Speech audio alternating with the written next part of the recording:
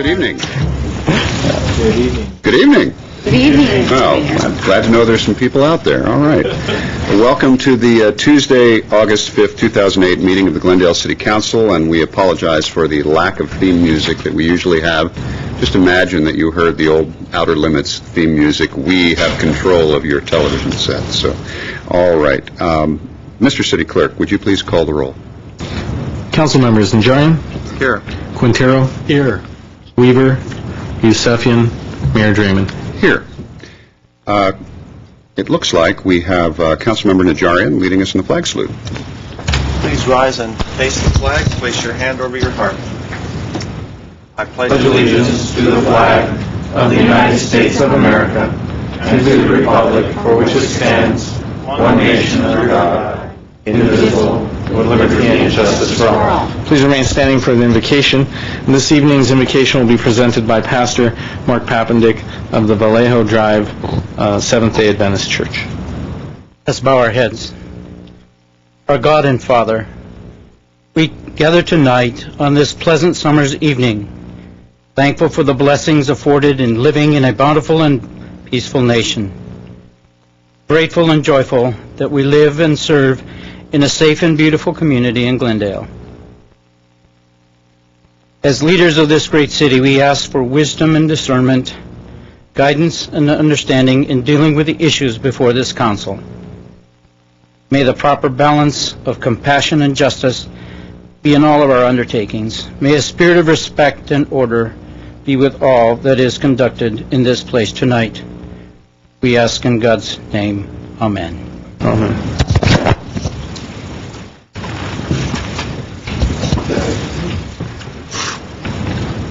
Mr. City Clerk, could we have your report, please? The agenda for the August 5th, 2008 regular meeting of the Glendale City Council was posted on Thursday, July 31, 2008 on the bulletin board outside City Hall. Thank you very much. Before we go to item 3, which is presentations and appointments, let me just point out to those of you who are here in the chamber and those of you looking in at home that clearly two of our colleagues are not here on the dais this evening. Councilman Weaver is out and Councilman Yusefian is out. As I understand it, they're both at the basketball game this evening. Just a joke. So, anyway, they are both out this evening, and that is why they are not here on the dais with us. All right, let's go to item 3, please. At 3 is presentation and appointments, and at 3A is agenda preview for the meeting of August 12th, 2008. We're going to our friends Zazette Ayad. Hello, Mr. Mayor. I'm going to read the agenda for the Glendale Housing Authority for August 12th. Under Business Agenda, Director of Community Development and Housing, regarding annual submission of Section 8 Management Assessment Program, self-certification for fiscal year 207 to 208. For the Redevelopment Agency, we have a business agenda for public hearing, Director of Development Services regarding a preliminary design proposal for housing development projected located at 1011 to 1015 Grandview Avenue. We also have a joint public meeting with the Glendale City Council and the Glendale Redevelopment Agency, Director of Finance regarding reinstatement and amendment to corporation and reimbursement agreement between the City of Glendale and the Glendale Redevelopment Agency for San Fernando Road and Redevelopment Project Area Startup. And we also have Director of Parks and Recreation Community Services report providing options for funding and for the construction of the Adult Recreation Center project and requesting approval of plans and specification of the project. Under the City of Glendale Council meeting, we have nomination assignment for Arts and Culture Commission, seat number 1. That's Mayor Draymond. We have nomination assignment for Arts and Culture Commission, seat number 2, Councilmember Najarian. Nomination of assignment of Audit Committee, that's Councilmember Quintero. And nomination assignment for the Planning Commission, that's Councilmember Weaver. We also have City Treasurer Annual Investment Report and City Treasurer and City Investment Policy for fiscal year 2008-2009. We have Director of Human Resource, proposed ordinance for introduction for introduction amending the salary ordinance for certain officers, subordinate officers, assistants, deputy clerks, employees of the City of Glendale for their compensation. Director of Human Resource, proposed ordinance of City of Glendale providing for salary supplement and continuation of certain benefits for city employees who are a member of the National Guard or Armed Forces Reserve and are called up for active duty. You have Director of Public Works, report on single-use plastic carry-out bags reduction. We also have Director of Public Works, adoption of City of Glendale flood plan management ordinance. And the last item on the agenda is a hearing, which has been taken off the calendar, and that was the Director of Planning regarding appeal on the tentative parcel map number GLN, Glendale 1623, located at 3525 Altura, and that has been taken off the calendar. And that concludes reports. Okay, thank you, Mrs. Azad. Yeah. Mr. City Clerk, could we have the next item, which I think is 3B? Yes. 3B is appointment of Mr. Chang Y. Lee to the Planning Commission. Okay, I will nominate Mr. Chang Lee. He's a graduate of the University of Southern California with a bachelor's in chemical engineering. And more pertinent to the Planning Commission, he's had a number of different jobs working for Boeing, working for Rockwell International, where he has actually worked in master planning, building new facilities, road construction, storm drains, power lines, so he has a good background in construction and engineering. And then in addition to that, he did have a general contractor's license, and more specifically in terms of his civic endeavors, he served on the Community Development Block Grant Board, and he's also been the chairman of the board for the Korean American Federation and many other nonprofits here in Los Angeles and the city of Glendale. Does that require a second? Mr. Mayor, members of the council, it does. This was Mr. Yusefian's nominee, and Mr. Yusefian did indicate that he'd like this matter held until he returns, but it's up to the majority of the council if you'd like to move forward with it tonight. No, Well, I will entertain whatever my colleagues... I wasn't aware of that. would like And to. I should have mentioned that earlier. Well, I would like to state in my second that on this matter, Mr. Yusefian has shown good judgment, and Mr. Lee has shown his commitment to the city by serving for several years on the CDBG. I think we owe it to the city to get him on the Planning Commission as soon as possible, and thank Mr. Yusefian for bringing his name up. And I think we should reserve the right for Mr. Yusefian to make any further comments next week, either at item 3 or item 4. And with all due haste, let's move Mr. Lee forward. Do I understand then, Mr. Najarian, you want to vote on this now? I think I heard a second. I did hear a second, but are you Yes. also advising a vote? And Mr. Quintero? Yeah, that's good. It's very strange to only have one voice on either side of you. So, all right. Very good then. We have a motion and a second. If there's no further discussion. Council members Najarian, Yes. Quintero, Yes. Weaver, Yusefian, Mayor Draymond. Yes. Item 3C, please. 3C is a reappointment of Mr. Vrejmardian to the Historic Preservation Commission. Would you like me to? All right, I'd be happy to do that. I'm going to take Don't the mind gavel us, for a folks. moment. Yes, we're going to pass the gavel to Councilmember Najarian. Mr. Draymond. Yes, I'd like to nominate for reappointment to the Glendale Historic Preservation Commission, Vrejmardian, who has already served and is already serving and has expressed a desire to continue doing so. His educational background is the Southern California Institute of Architecture, where he received a Bachelor of Arts in Architecture. He is also a principal in Mardian Associates, which is a design consulting firm here in Glendale. And his comments that appealed to me are on the topic of historic preservation are as follows. The role of the Historical Commission is to protect the general welfare of the community by reviewing, identifying, and protecting historical resources in our community, including encouraging to the public to appreciate our history, architecture, and to create cooperation between public and private groups. It is my goal, he writes, to be sensitive and preserve our neighborhoods and make certain that the character of the city is preserved.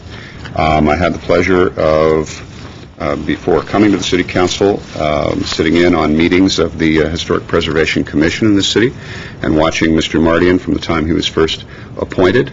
I would say that he had a large learning curve because he did not have specifically a preservation background initially, and he has done a wonderful job of informing himself and helping to bring some very interesting contrast and balance to that commission. So I am very pleased to nominate him at this time. I will second the nomination, and I agree with you, Mr. Draymond. And in addition to the time spent serving on the commission, he also devotes a lot of time to historical activities in the city of Glendale. He's a great choice. Thank you. Let's take roll. Council members Quintero, Yes. Weaver, Yusefian, Mayor Draymond, Yes. Mayor Pro Tem Najarian. Yes. Thank you very much, and thank you, Councilmember Najarian. Next item, please. City Council and staff comments. Well, first of all, I had some comments that I wanted to direct to Councilman Weaver, but I will hold those comments until I can express them personally to him rather than over the airwaves. Secondly, the embankments of the 134 freeway are a mess between Glendale Avenue and the Brand exit. I mean a mess. So I'm not sure if that's the responsibility of Caltrans or the particular sponsor who I will not name this week, but I threaten to name them next week, who is in charge of keeping the freeway clean. But it's really bad. I know they did some trimming of weeds and whatnot, but just, I don't know if a trash truck overturned, but it is just disgusting. And if there's any problems with Caltrans, let us know. We can exert friendly pressure from different ways, but it's really a bad site, much worse than the dried vegetation that we had earlier in the year. So, Mr. Wiedeker, as Public Works Chief Pro Tem, please see what we can do to clean that up. Thank you, Mr. Mayor. Thank you, Mr. Najarian. Mr. Quintero. I wanted to commend the Board of Directors and specifically Dr. Frida Jordan of the Armenian Bone Marrow Project. They had their annual event at the Hilton. It was well attended. They do a tremendous job in working with all communities, but specifically the Armenian community, and trying to get the different blood, getting people to donate their blood so that it can be typed for future bone marrow transplants. But they did a wonderful job. She does specifically an incredible job, is constantly traveling across the country, Europe, and to Armenia. And so my congratulations to the Armenian Bone Marrow Project. Thank you, Mr. Quintero. And what I did on my summer vacation, well, I won't even get into half of it. I think some of you probably know. Anyway, I was traveling on business and had a bag fall on my head, so I came back with, the only thing I brought back with me, actually, was this lump on my forehead. But in any case, had the opportunity amongst my travels to see how other parts of the country are handling neighborhood and community gardens, and hope to talk to our city staff about that as we proceed through our work with the Coalition for a Greener Glendale to get at least one or two of those up and running very soon. Now, at this point, let me ask if there are any staff comments. Ms. Ayat. Mayor Draymond, I'm happy to announce that Unity Fest will be held this year on October 12th. It's on a Sunday, and we're moving the location. We will hold it this year at downtown Glendale on Brand Boulevard in the 300 block between California and Lexington. We're hoping to attract more people to come in and visit our downtown area. It's going to be between noon and 4 o'clock, so we're very excited to have a new location, and we look forward to have people attending the event. I think it's a We'll have wonderful more idea. information. It's a wonderful idea for the location. I think you'll see an even bigger turnout for that event as a result. Councilmember Najarian, you have something. Thank you, Mr. Mayor. I was remiss in adding that on Tuesday, August 12th, which is next Tuesday from 11 a.m. to 5 p.m., the American Red Cross Bloodmobile will be parked in front of Massage Envy Spa at 333 North Brand because they are doing a blood drive sponsored by the Downtown Glendale Merchants Association. All participants will receive a coupon for a 30-minute massage with Massage Envy Spa and an Alex Theater voucher, good for one ticket. And tickets are subject to availability. There will be a drawing to win a $500 gas gift card. To schedule your appointment, visit www.givelife.org and enter your sponsor code, which is DGMA, Downtown Glendale Merchants Association. You can contact Helen McDonough at 818-246-3689.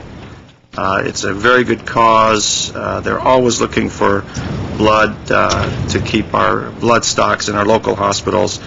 So next Tuesday from 11 to 5 on Brand Boulevard. Thank you, Mr. Mayor.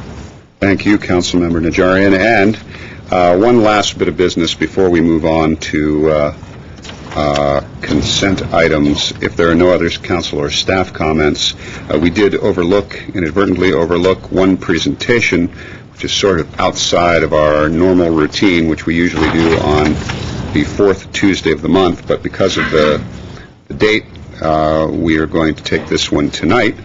And this is the presentation of a proclamation for National Night Out. And I'd asked Councilmember Najarian if he would please make this presentation, and if we could have Matt Zakarian and John Gilkerson and the Chief and Dale Dawson please come up. We also have Gary Montequello and Leif Nicolaisen. And I will ask you all, if you wouldn't mind in a moment, at least introducing yourselves. But if you would please, Council Member, I would appreciate it. Thank you, Mayor. Your proclamation is as follows.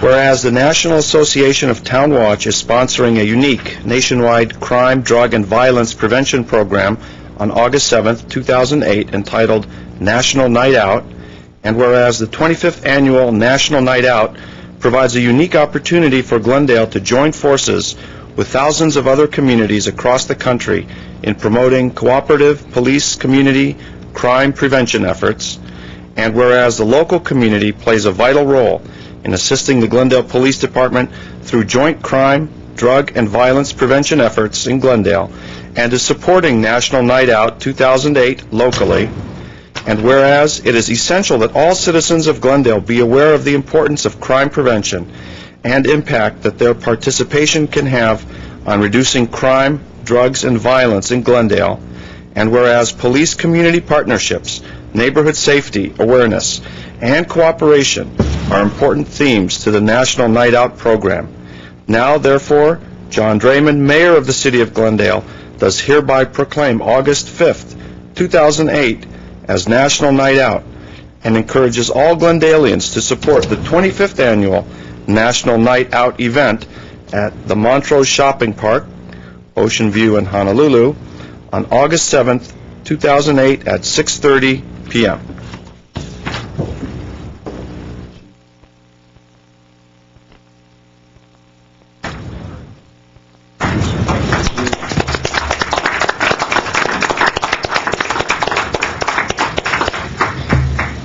Dawson, why don't you come introduce yourself and Thank you. tell the public who you are and what Thank you you, do. Mr. Mayor. I'm Dale Dawson, President of the Montrose Shopping Park Association.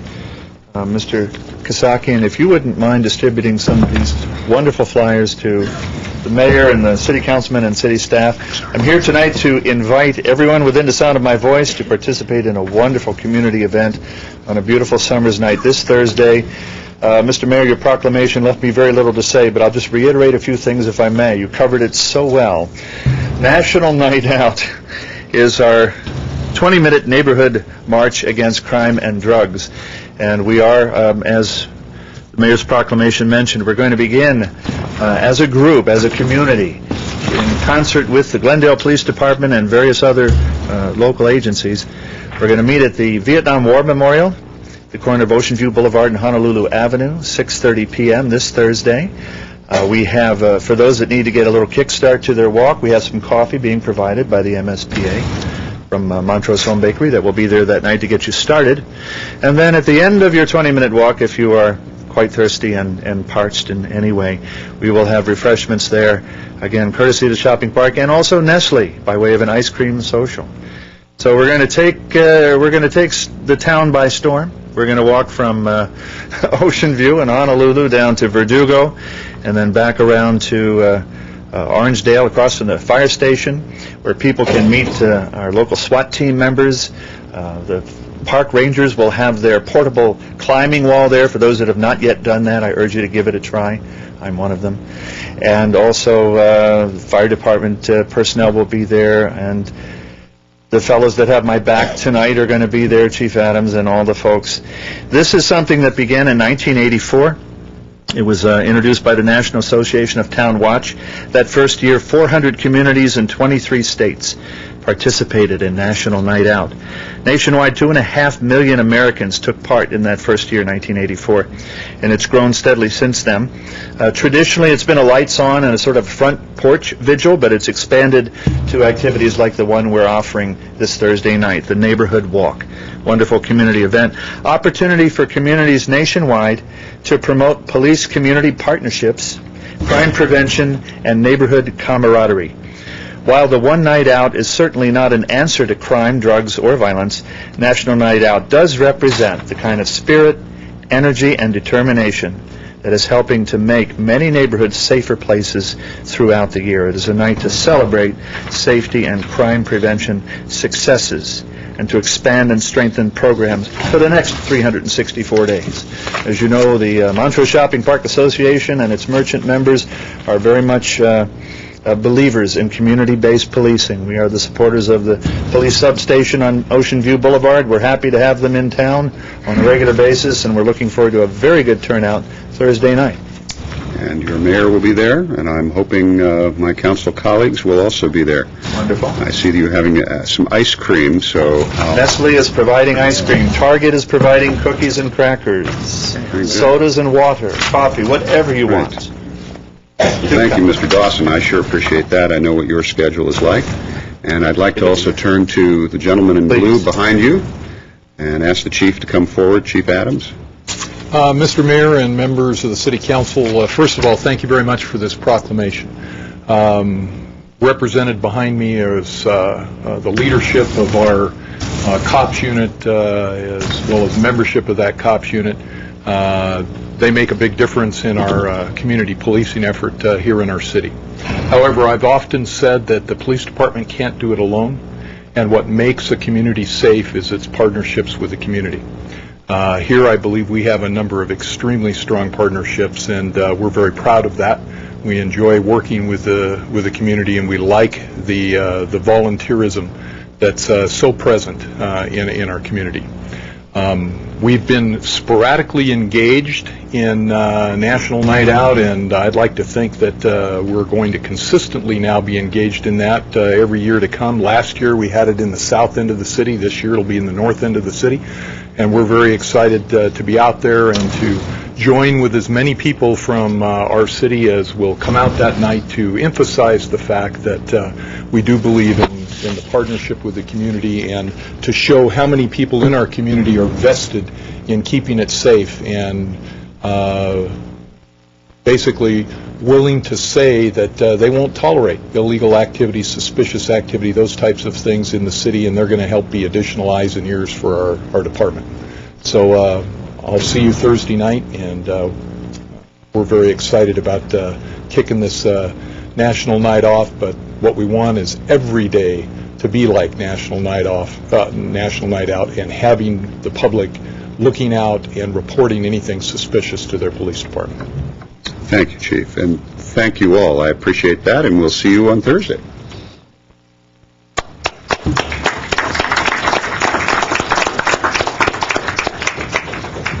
All right. Mr. City Clerk. Next is consent items. The following are routine and may be acted upon by one motion. Any member of council or the audience requesting separate consideration may do so by making such request before motion is proposed. And there is one such I have request for one 5A. speaker card to pull item 5A. I'll move the consent calendar with the exception of 5A. Second. Right. Mr. City Clerk.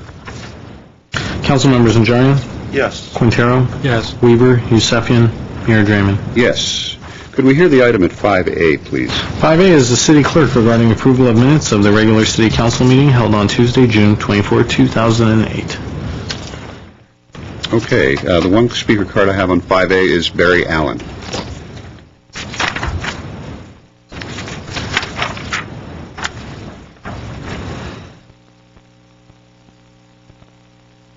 Thank you, Mr. Mayor, and our limited council, and the public. I'm Barry Allen. Relative to 5A, item 8D on that agenda does not show where there were no speakers being allowed to speak on the budget, on the action item 8D. And I think that that is a very important part, because it appears that there were no speakers. And I think that these minutes should reflect that no speakers were allowed to speak on that item. Thank you, Barry Allen. Okay. Thank you, Mr. Allen. Is there any other comments on that before we move forward? I'll move it. Okay. Second. The motion and the second. Mr. City Clerk. Council members Najarian, Yes. Quintero, Yes. Weaver, Yusefian, Mayor Draymond. Yes. All right. Let's move on, please, to the next item. Item 6 would be oral communications, but I'll turn it over to you. Okay, ladies and gentlemen, as you know, we take oral communications at the end of the agendized items, with the exception of those who are willing to volunteer to limit their comments to 3 minutes for the purposes of announcements. I have no speaker cards for announcements, correct? Okay. So I will close that portion of oral communications and move on to the next item.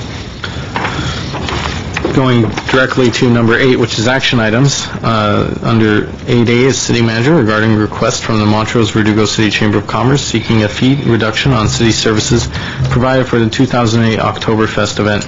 At 8A1 is a motion providing a fee reduction for the event, and there are 3 options. Okay. Mr. Assistant City Attorney, City Manager, pardon me. I'm cross-pollinating here across the building. There's a lot of that going on tonight. Thank you very, very much. There are actually 2 items similar on the agenda this evening, one for fee reduction, the other for co-sponsorship. Ms. Ayad will make the presentation for both, the brief presentation, both of those for council's consideration. Ms. Ayad. We'll make it brief. Thank you. Mayor Draymond, we received a letter from the Montrose Verdugo Chamber of Commerce asking for a fee reduction for the Montrose Oktoberfest that will be held on October 4th, 2008.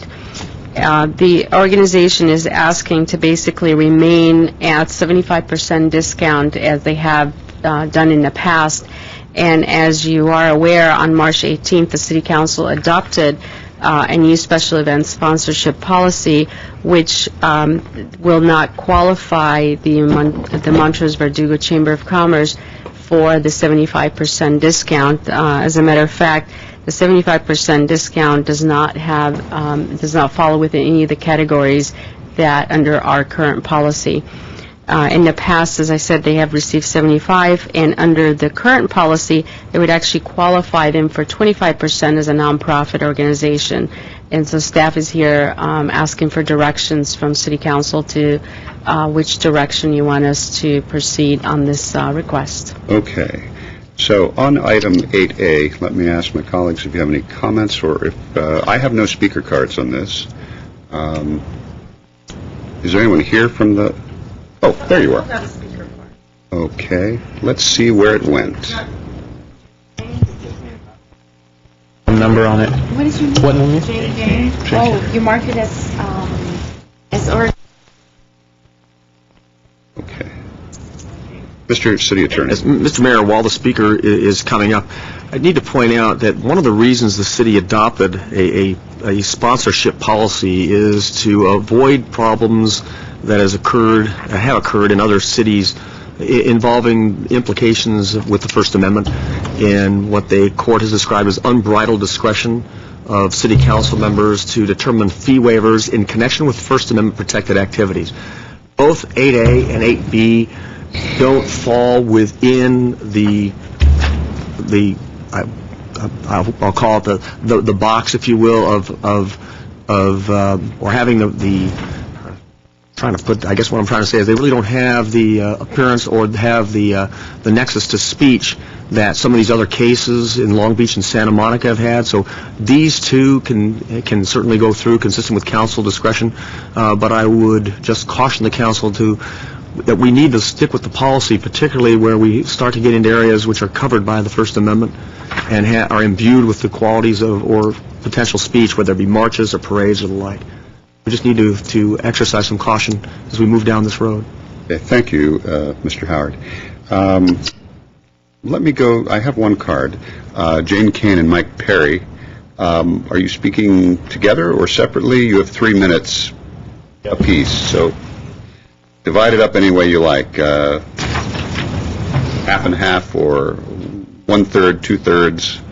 The time is yours. Well, good evening, Your Honor, Mayor Draymond and City Council members.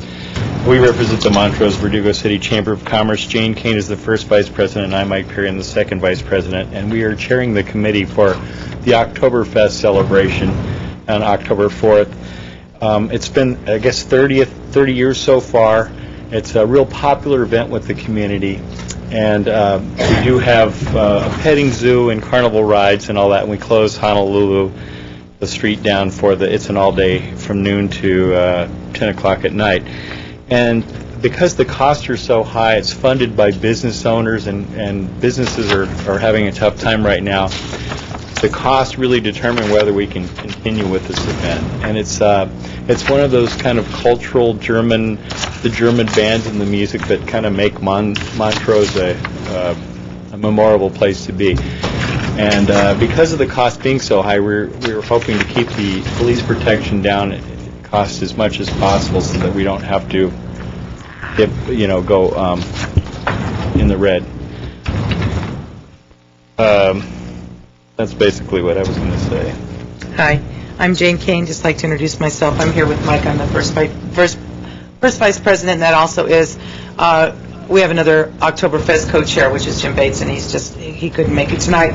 I guess what I'd like to say is I wanted to thank you in advance and for all the years of the community support. As you all know, if you've attended this event, it's a well-attended event, and it is our major, or we're trying to keep it as our major fundraiser to keep our chamber doors operating. And with the expenses that have been incurred and the costs going up every year, if we do not receive our 75% discount, we will not be making a profit, and foreseeably this would be our last year that we'd be able to continue with the event. I've been involved with the event for a long time, starting from just working for a company that worked the booth and kind of worked my way up, and it's a very detailed, expensive event to put on. Everybody enjoys it. We all work hard, and we understand right now, at times it's hard to get our volunteers, but we're all willing to try to keep the event going. And we really do, we have committed to this year. We do have signed contracts with vendors, and so we're going through with this year, but we really do need the support to make it profitable for us to work as an organization to keep in the community and give back to the community. We do have other little events that sponsor our scholarships and stuff, but we're trying to keep us all up and operating, and we really, really appreciate your support in the past, and we're really hoping that you could at least give us that support that we've received in the past for one more year. Okay, thank you very much. I have no other speaker cards on that, so let me turn directly to my colleagues. Let me start at this end. Councilmember Quintero. Well, I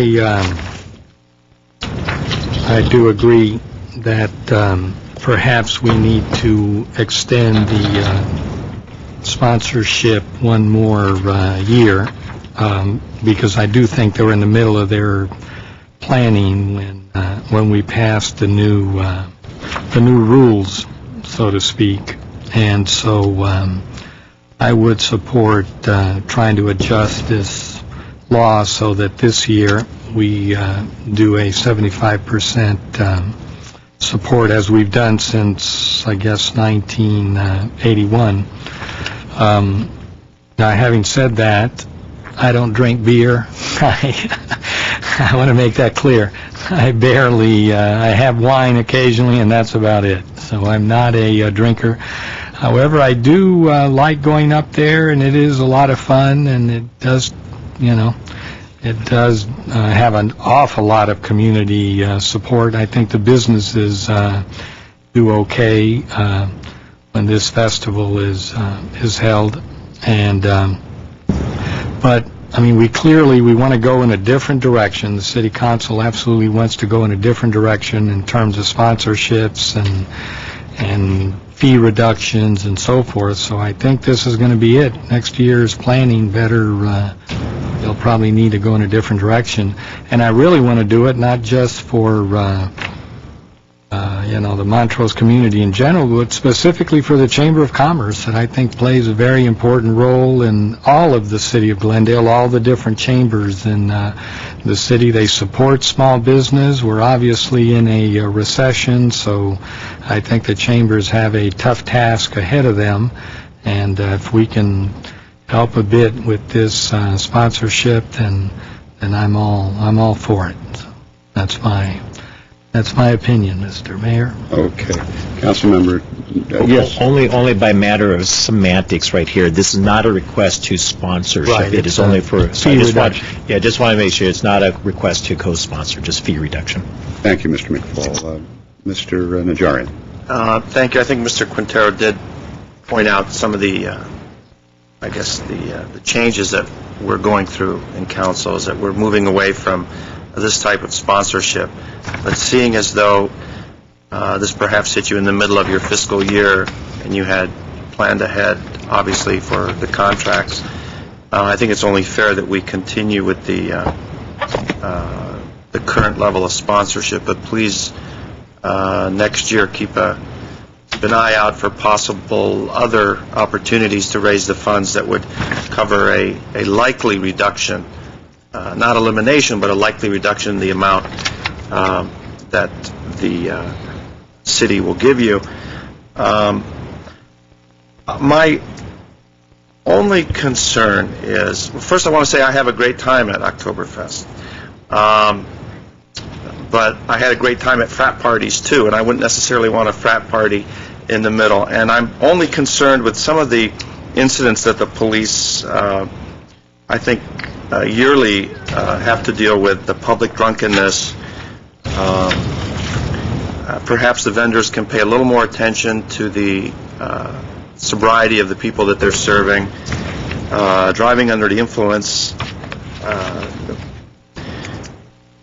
is certainly not a good thing that we want to have. Lost children, we can't stop that. Parking complaints, no problem. Fighting, alcohol service to minors, I don't know how frequent those particular incidents are, but they are listed in the report. So please, I think if you could impart upon the vendors the importance and the scrutiny that we at council are placing on this. If everyone behaves, it can be a great party. But unfortunately, as we all know, it only takes a few bad incidents and bad people to put a sour taste on the otherwise festive Oktoberfest. The food is great. The music is great, very entertaining. So good luck with it this year, and I hope you can continue and get some other sources that would supplement the city next year. Thank you, Councilmember Najarian. Let me just make a couple of comments here. One is a little bit about the history of this, at least in terms of the discounts on the city services. And that's really what we're talking about here.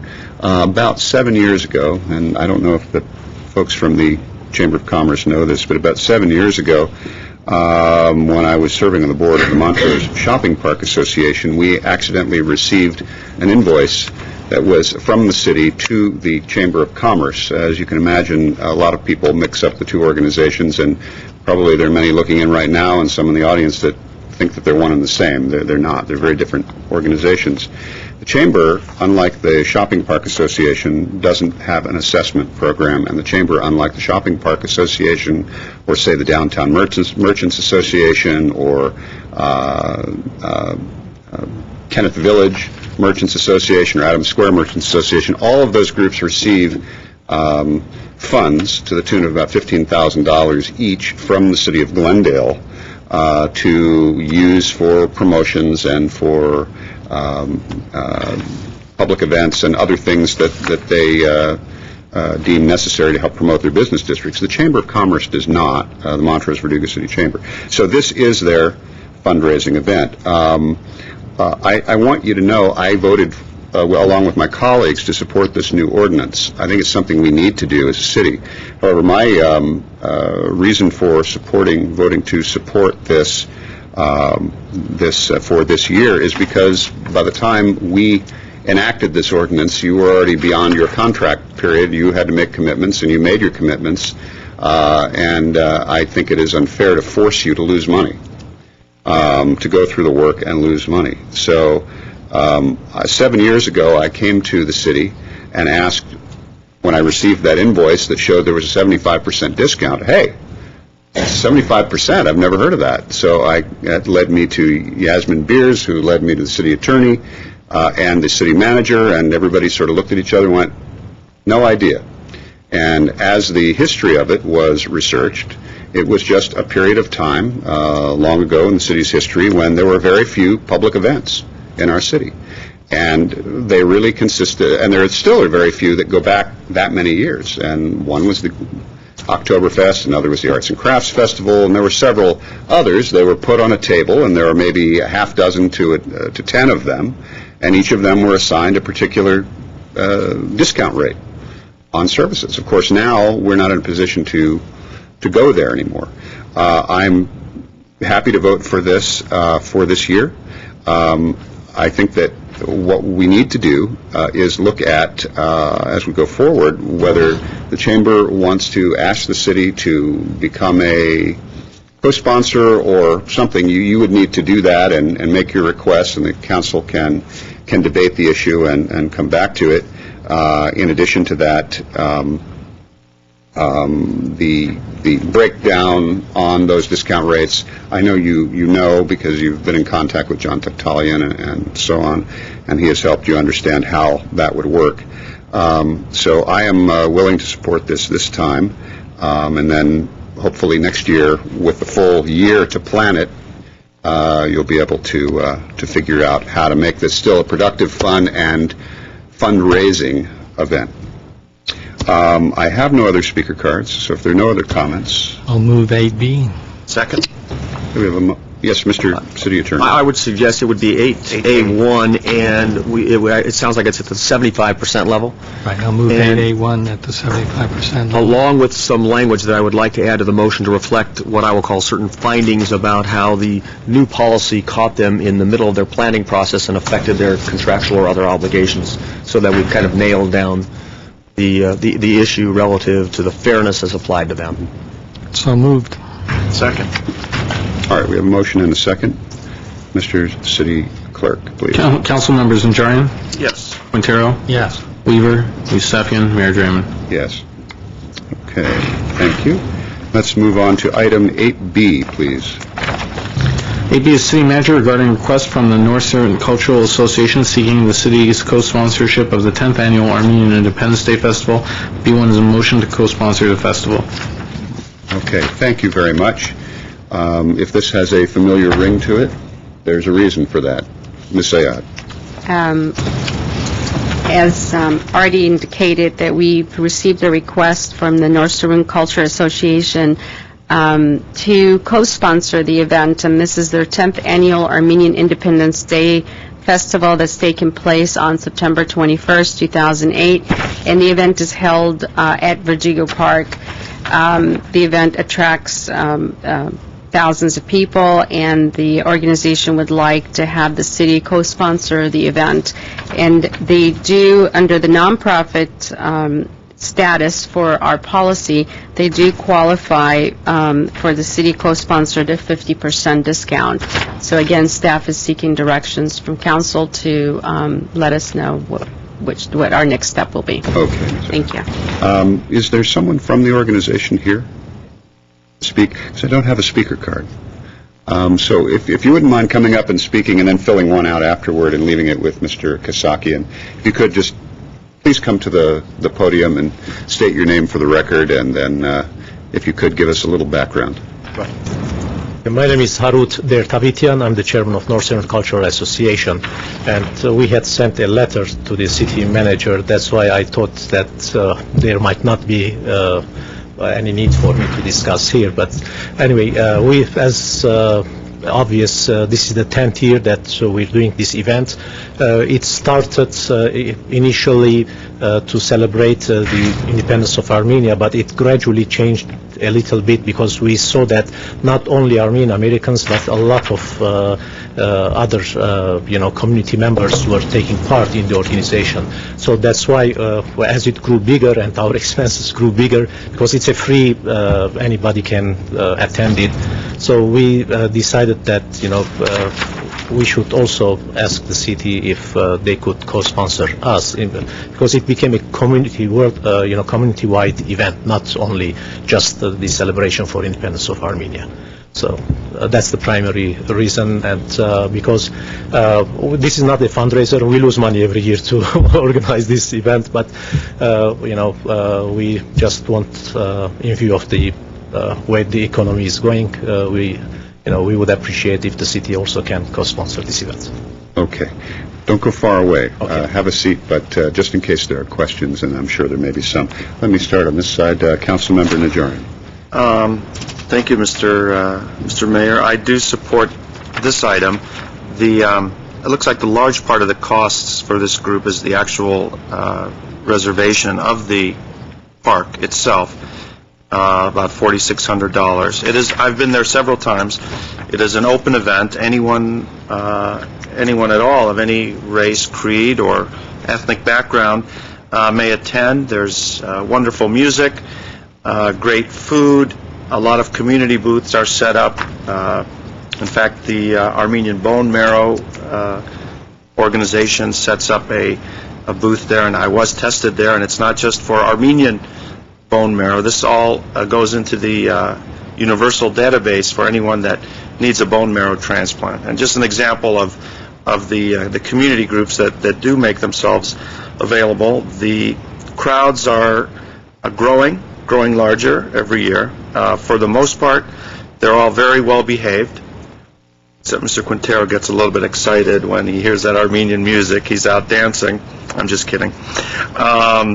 Most of the attendees are Glendale residents, and it is the celebration of the Armenian Independence Day, but in a large part it is a celebration of the United States foreign policy. Armenia became independent after many years of struggling under the Soviet Union, and it was the policies of Ronald Reagan in confronting the Soviet Union that eventually the Soviet Union crumbled, and as a result, Armenia, the small nation, became independent, declared independence. So in that regard, it's also not just a celebration of Armenian culture, but a celebration of some good U.S. foreign policy that liberated a country from the chains of Soviet rule. And I'm not running for President of the United States or endorsing anyone, but really that's the way I do look at it. And I'm happy to extend the co-sponsorship as requested this year. Okay. Councilmember Quintero. I also support the co-sponsorship, and I have been attending this annual event for many, many years, and it has grown, as the speaker mentioned, and many non-Armenians actually participate. The organization itself has been in Glendale for many years. Its two objectives are to educate Armenian youth and teach them to appreciate other cultures, and then secondarily to introduce Armenian culture to non-Armenians in pursuit of promoting diversity and harmony. They've been very active in the community. They've worked with the Glendale Human Relations Coalition, also participated in community programs, the Teacher's Resource Guide, the arts team of the Glendale Human Relations Coalition, et cetera, et cetera. So they are geared toward community service, and this event, as the speaker mentioned, does not, they don't make any money at this, but it's just an annual celebration that brings a lot to Verdugo Park, and I think that it's worth the city co-sponsoring this event, so I will either make the motion or second it when it's appropriate. All right, let me just make a quick comment here. Actually, just for the record, so everyone understands, that you are a 501c3, so you're a nonprofit charity, and which fits the criteria. Correct, yes. And so you're, unlike the previous group, this is not a matter of asking for a concession to continue with the old program. This is a request under the new ordinance that we've created of a co-sponsorship. And they qualify in all regards, as I understand. Correct. So, okay. I thank you very much. I don't have any other speaker cards, so if there's no other discussion, Mr. City Attorney, do you have an admonishment for us before we... No, this motion actually is drafted... No admonishment? They fit within the guidelines, okay. And nothing more needs to be stated, and the motion is drafted will cover precisely what they're seeking. All right. I want the public to understand there's nothing special about this deal. This is not a special deal. This is a bona fide 501c3 that is asking for partnership with the city under the terms of an ordinance that the City Council voted on. I'll move 8B1. Second. Okay, we have a motion and a second, and we just might note for the record, too, as council is considering these under the new ordinance, under the co-sponsorship, we do also request that city be named as additional insured as part of the organization's contribution also to the partnership going into this. So for these, and actually for the previous action, they would be required to name the city as additional insured on their insurance policy. Very good. We have a motion and a second. Mr. City Clerk. Council members Najarian, Yes. Quintero, Yes. Weaver, Yusefian, Mayor Draymond. Yes. Thank you. And good luck with your event. Let us know. All right. Next item, please. At 8C is Fire Chief and Police Chief regarding fiscal year 2007 Urban Area Security Initiative, UASI. At C1 is a motion authorizing the city manager to execute an agreement with the City of Los Angeles for the distribution of funds under the fiscal year 2007 UASI. At C2 is a resolution appropriating $200,000 to provide funds for the UASI.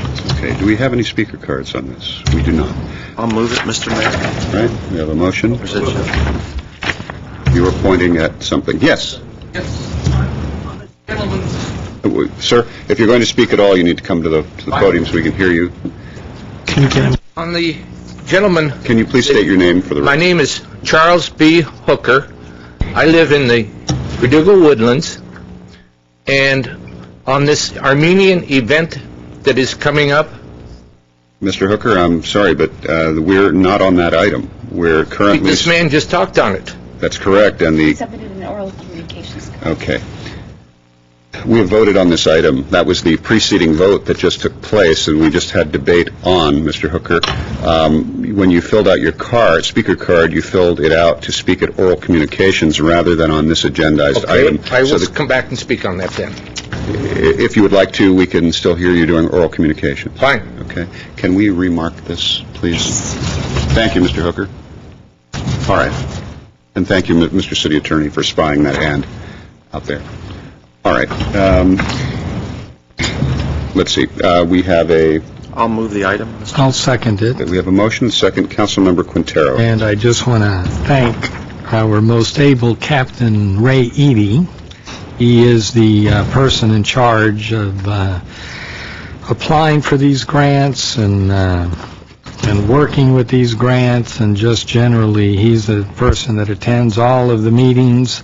He's always on top of the situation, making sure that the city of Glendale, and sometimes this region, gets their fair share of funds. And so I just personally want to thank Captain Eady. I know that our Fire Chief, Harold Scoggins, also has participated, but thank you, Captain Eady, for your hard work. Okay, thank you. Mr. City Attorney, on this is 8C1 and 2? Sir, can be taken both together. All right, very good. Mr. City Clerk? Council members Najarian? Yes. Quintero? Yes. Weaver? Yusefian? Mayor Draymond? Yes. We have the next item, please. At 8D is City Attorney regarding public right-of-way anti-solicitation ordinance. At D1 is ordinance for introduction. Okay, thank you. I have two speaker cards on this. Let me go to the public on this, but let me first turn to our city attorney. If you can just give us a brief explanation of what it is we are looking at. Mr. Mayor, I'll turn over to Ann Maurer. I know she's in the audience prepared to provide you with a report, and I don't want to steal her thunder. So we'll certainly... I don't think she'll let you steal her thunder. And she will not. And so she'll give you a quick, brief overview of the minor changes to the ordinance that we're recommending. Okay. Good evening, Mr. Mayor and members of the City Council. This amendment is before you as part of a resolution that we've made to a lawsuit that was brought against the city by two organizations challenging the constitutionality of our former day laborer anti-solicitation ordinance. And in reaching a settlement, we had the plaintiffs agree to waive all their attorney's fees that they won in the previous case in which an injunction was issued against us. And in exchange, we agreed to make some very minor modifications to our ordinance. And those are to allow the day laborers to solicit from our parkways, which previously they were not allowed to do, and also to allow them to solicit to cars that are pulled to the side of the road out of the lanes of traffic, but not necessarily legally parked, because in the areas mainly surrounding the Home Depot, it's all red zone, red curbed, so cars could not legally park there. So we're allowing cars to pull to the side and the day laborers to solicit to those cars that are parked out of the lanes of traffic. And those are the minor changes that we've made to the ordinance. And just to add one thing, that notwithstanding the fact that the day laborers may approach vehicles that are pulled over and parked against the red curb, it still would not stop the police from citing the drivers of those vehicles if they were actually stopped and parked at the red curb. Okay. All right. Thank you. Do I have questions before we go to the public? Or comments? Just a comment, and I think it's important to mention, Ms. Marr, that the resolution of this will basically remove the $65,000 attorney's fees which were awarded in the lower court action. Correct. So the city would be saving $65,000 by effecting this settlement. Yes, that is a judgment that was entered against the city, and we are currently on appeal in the Ninth Circuit, but we have not fully briefed it, and we have not had oral argument, and so, as everyone knows, we never know what the Ninth Circuit will do, so there's a chance that they would uphold this, even though we felt very strongly about the constitutionality of the ordinance and felt we did have a good argument. There was that risk that the Ninth Circuit would uphold the underlying judgment, and then we would be obligated to pay that $65,000. Thank you. All right, thank you. Let's hear from the public. We have two speaker cards, Dr. Richard Espiritu, followed by Herbert Milano.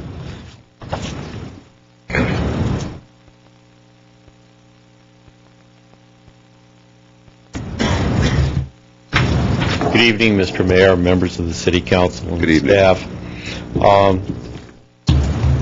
I guess this is the first page.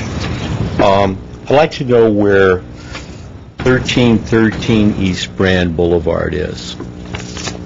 And I'd like to have a couple of questions answered.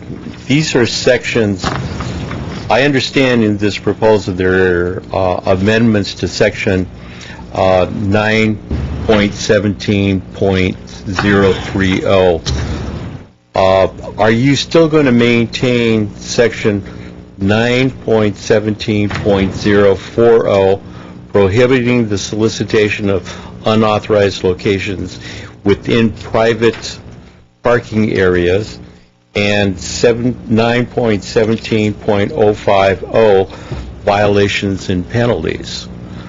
I understand the changes here, but I'd like to have some clarification on that. Thank you. Okay. Dr. Spiritu, as soon as we hear from the other speaker, we will attempt to get you an answer. The other speaker on this is Herbert Milano.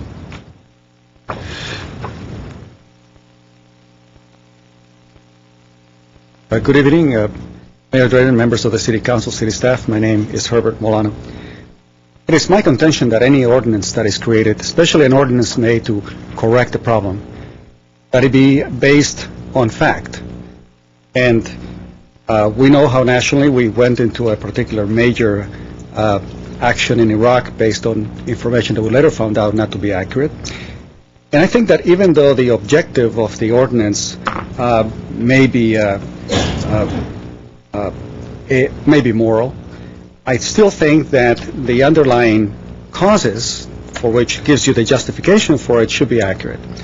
This ordinance says that the solicitation poses a significant public safety risk and that it impedes the flow of traffic. I'm a frequent buyer at Home Depot and at Dunn Edwards, and I possibly shop 50 times a year, sometimes even more, and I have about hundreds of visits to both of these locations as I purchase things for my building and make repairs and so on. I have never experienced any type of public safety problems at all, ever, in all of the years that I've been attending it. I've seen the day laborers, and they may seem to be a bit unkept, or maybe we don't like them, but as far as justification for it under this particular ordinance, I have never seen that to be a fact. So I'm requesting that the city justify it by obtaining documentation on any vehicular pedestrian collisions that may have occurred in those areas, and maybe a list of police citations given in the calendar year 2007 with regard to any violations having to do with traffic or where people were cited. I think that we should know that if there is a justification for it, and this is as presented, that we should corroborate it with facts. Thank you. Okay, thank you, Mr. Milano. Mr. City Attorney, let me see if we can get an answer for starters to Dr. Espiritu's question. One of them, if I understood him correctly, had to do with the address, and I guess that's the trick question with the East Brand versus South Brand. So other than the typo, is there something we can do to help Dr. Espiritu? Mr. Mayor, members of the City Council, unfortunately, I have to take responsibility for the typo. It should be South Brand, and that's the U-Haul location. Okay. And then in response to his other question, those other ordinances would remain unchanged. Those were not ever challenged in the case below, and we're not addressing those at this time. Okay. All right, Mr. City Attorney. Mr. Mayor, members of the council, I'd like to answer Mr. Milano's concerns. Back when the ordinance was first enacted, this council had ample justification to adopt it. There was a record replete with facts, not only specific citations that had been issued to solicitors, but also those who were engaging the solicitors as well. Possible, I think, about in equal numbers. I don't have the statistics in front of me, but they were presented to the City Council in about, I think, into the year, was it 2003 or 2004? First in actually 1994, and then again in the 2000s. We also had a videotape showing the day laborers swarming vehicles, creating traffic diversions, significant traffic safety hazards, and a hazard to themselves. So there was ample justification for adopting the ordinance at the time it was originally adopted. One of the reasons that you will not find statistics today is that the ordinance has been enjoined from enforcement since 2005 by the judge who issued the order. So the statistics that Mr.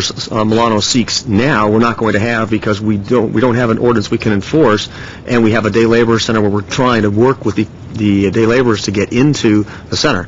But there is ample evidence on record back when this ordinance was adopted to support the justification for it. All right, thank you. Let me go to comments from my colleagues, if there are any. We have discussed this at length and followed the progress of the appeal, and Mr. Mayor, I'm quite satisfied that the current modifications to this ordinance is in the best interest of the city, so I'm fully prepared to support it. Okay. Anything, Mr. Quintero? I'm also in support. I support Catholic Charities and the Day Labor Center, which offers an opportunity for day laborers to register, find employment at set rates. The license numbers of the homeowners or contractors or whoever picks them up, those license numbers are jotted down, and it affords the best protection for everyone. So I do support the ordinance. Okay. Let me just ask, the article that we read in the local paper about the slashing or knifing of one day laborer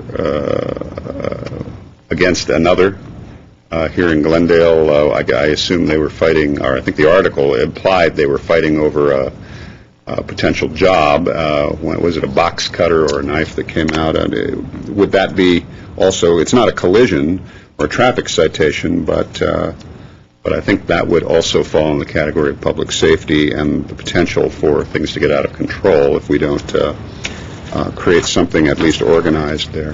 I think the issue of fights and other, what someone might call significant crimes and petty crimes was also addressed back when the ordinance was first considered by the City Council a number of years ago, and well documented as justification. All right.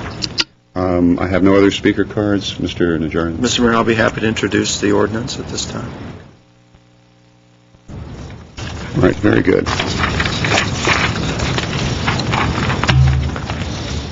All right, thank you. Mr. Mayor and Council, at 9 is a hearing, and at 9A is Director of Public Works regarding 2008 Congestion Management Program CMP self-certification process. 9A1 is a resolution finding the City of Glendale to be in conformance with the CMP and adopting the CMP local development report. Okay, thank you, Mr. City Clerk. I have, let me open this hearing. This is a hearing. I have no speaker cards on 9A. So let me, yes, Mr. Najarian. I'll be happy to move this, Mr. Mayor. I'm somewhat familiar with this in my role as the MTA. The 88 cities in the county must submit their plan to the MTA. The MTA gives it basically just a cursory overlook to make sure that they are following the process, and then the MTA releases the gas tax funds on a per capita basis to each of these cities. So I'm happy to make this motion at 9A1 and 2. All right. Okay. 9A1. 9A1. I'll second it. Okay, we have a motion and a second. If there is no other discussion, and I have no other speaker cards. Can we close the public hearing? Let's close the public hearing. Thank you, Mr. City Clerk, and let's call the roll. Council members Najarian? Yes. Quintero? Yes. Weaver? Yusefian? Mayor Draymond? Yes. Okay. Thank you. Let's go on to the next item. Next item is oral communications. Returning to that, the discussion is limited to items not a part of this agenda. Each speaker is allowed 5 minutes. Council may question or respond to the speaker, but there will be no debate or decision. City manager may refer the matter to the appropriate department for investigation and report. Thank you very much. So our first speaker is Kevin Ulrich.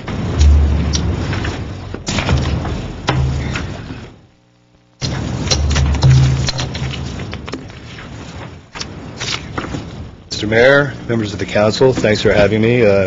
My name is Kevin Urich. I'm the editor of the Pasadena Weekly, and sorry I have a slight head cold tonight. I'm not being projecting well enough, but I'm actually here for one reason, and that's to basically express my regret for an accident that occurred where the mayor was incorrectly attributed saying something that was actually said by another member of the council. As I said, we regret that, and when we learned of it more than a month after that it occurred, we immediately took corrective action, ran a editorial, or made a correction in the letter section of the paper, and corrected the website to reflect the person who said those comments. Basically, what we found, though, during the course of this was there was something of a communication lapse on our part, and perhaps on some of the people who we talked to. So rather than rehash all that, my hope was to avail myself to you and to give you, I don't know who I would give this to. To the city clerk. For all the council members. That has my cell phone number on, has my work number on. I can be contacted at any time, day or night. I live in Glendale, right down the street on Kenwood. My girlfriend owns property here, so we're very happy with Glendale and the city. And I just wanted to say that there was nothing intentional about what we did, and we took corrective action immediately. Okay. I thank you. I thank you personally as well for coming and speaking on this.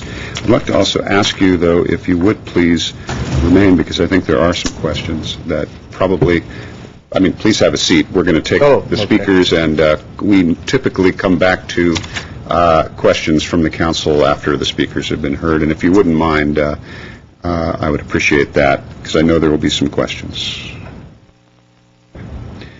Our next speaker is Charles Hooker, followed by Richard Espiritu.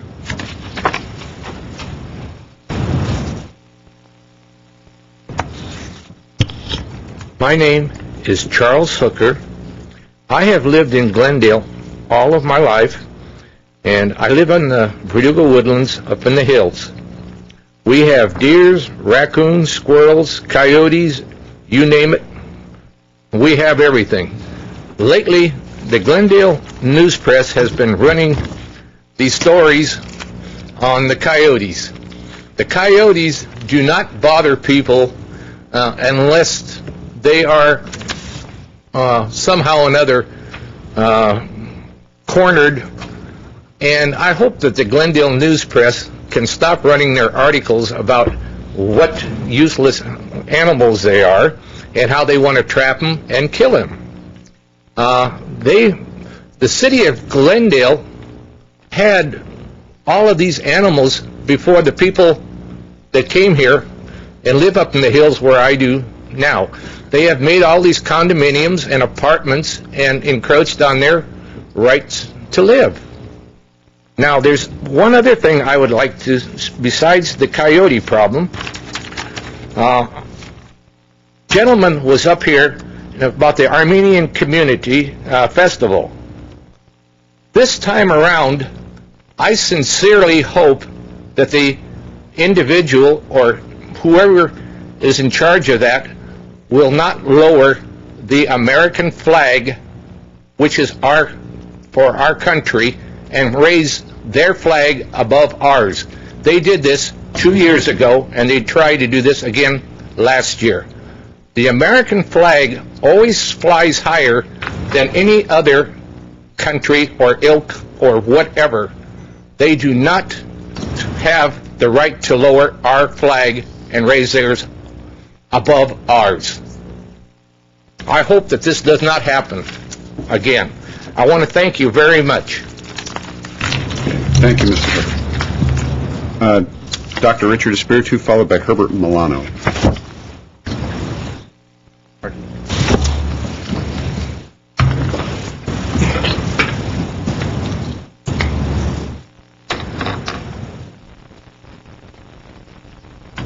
Good evening, Mr. Mayor. Good evening. Member of the City Council and staff, I am Dr. Richard Espiritu. This is a PowerPoint presentation. I've entitled it The City of Shame, or Shame on the City.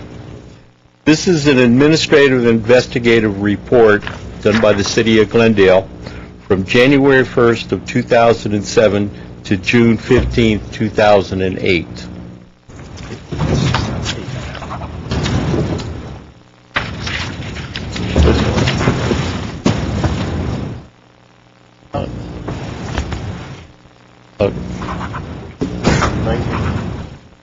Okay. These are the descriptions of some 20 individuals who have filed claims or filed reports against the city of Glendale. As you can see, there are sexual harassment, vandalism, retaliation. They also have cases of harassment and all kinds of other good things. This was distributed to Mr. Matt Doyle, Bill Fox, Nancy, Scott Howard, Bob McFall, and John Tahakian. I don't know if you remember, but a number of years ago there was a TV program called Car 54, Where Are You? This is Car 48, Where Are You? In the TV series, they had a couple of lines as the theme song. One was Red Gwen. Pardon? I'm sorry. He was waxing He wasn't even about born the then. TV show. So. One line was, a Boy Scout is missing from a pack, and the president of Russia was coming to LaGuardia. Interesting thing is, this car was parked in the red. The Boy Scout who took this picture wound up going to file a complaint, and I think he was in jail. The other thing that happened is later on he did another one called Blocking the Bus Stop.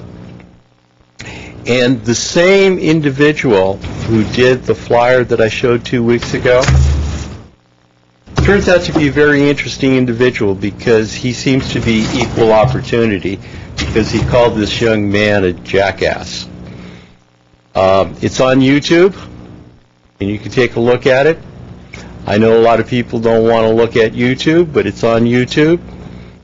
And I have been able to identify that individual. He's 28 CVC. That's his blog number. And I've been able to identify a lot of the other individuals, especially the one who turns around and says, police officers are supreme beings. Very interesting. I thought God was a supreme being. And I thought we lived in a country where we all have equal and we have human rights. Thank you for your time and consideration, and I hope that you have the opportunity to take a look at this. I know there's an investigation going on with the city of Glendale regarding the issue of problems within the department. I wonder if you take a look and if this investigation is also going to investigate the individuals outside of the police department. I will provide you with documentation next week of civil rights violations and also of personal injuries.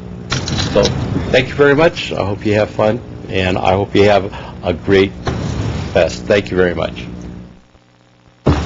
Thank you. Herbert Milano, followed by Barry Allen.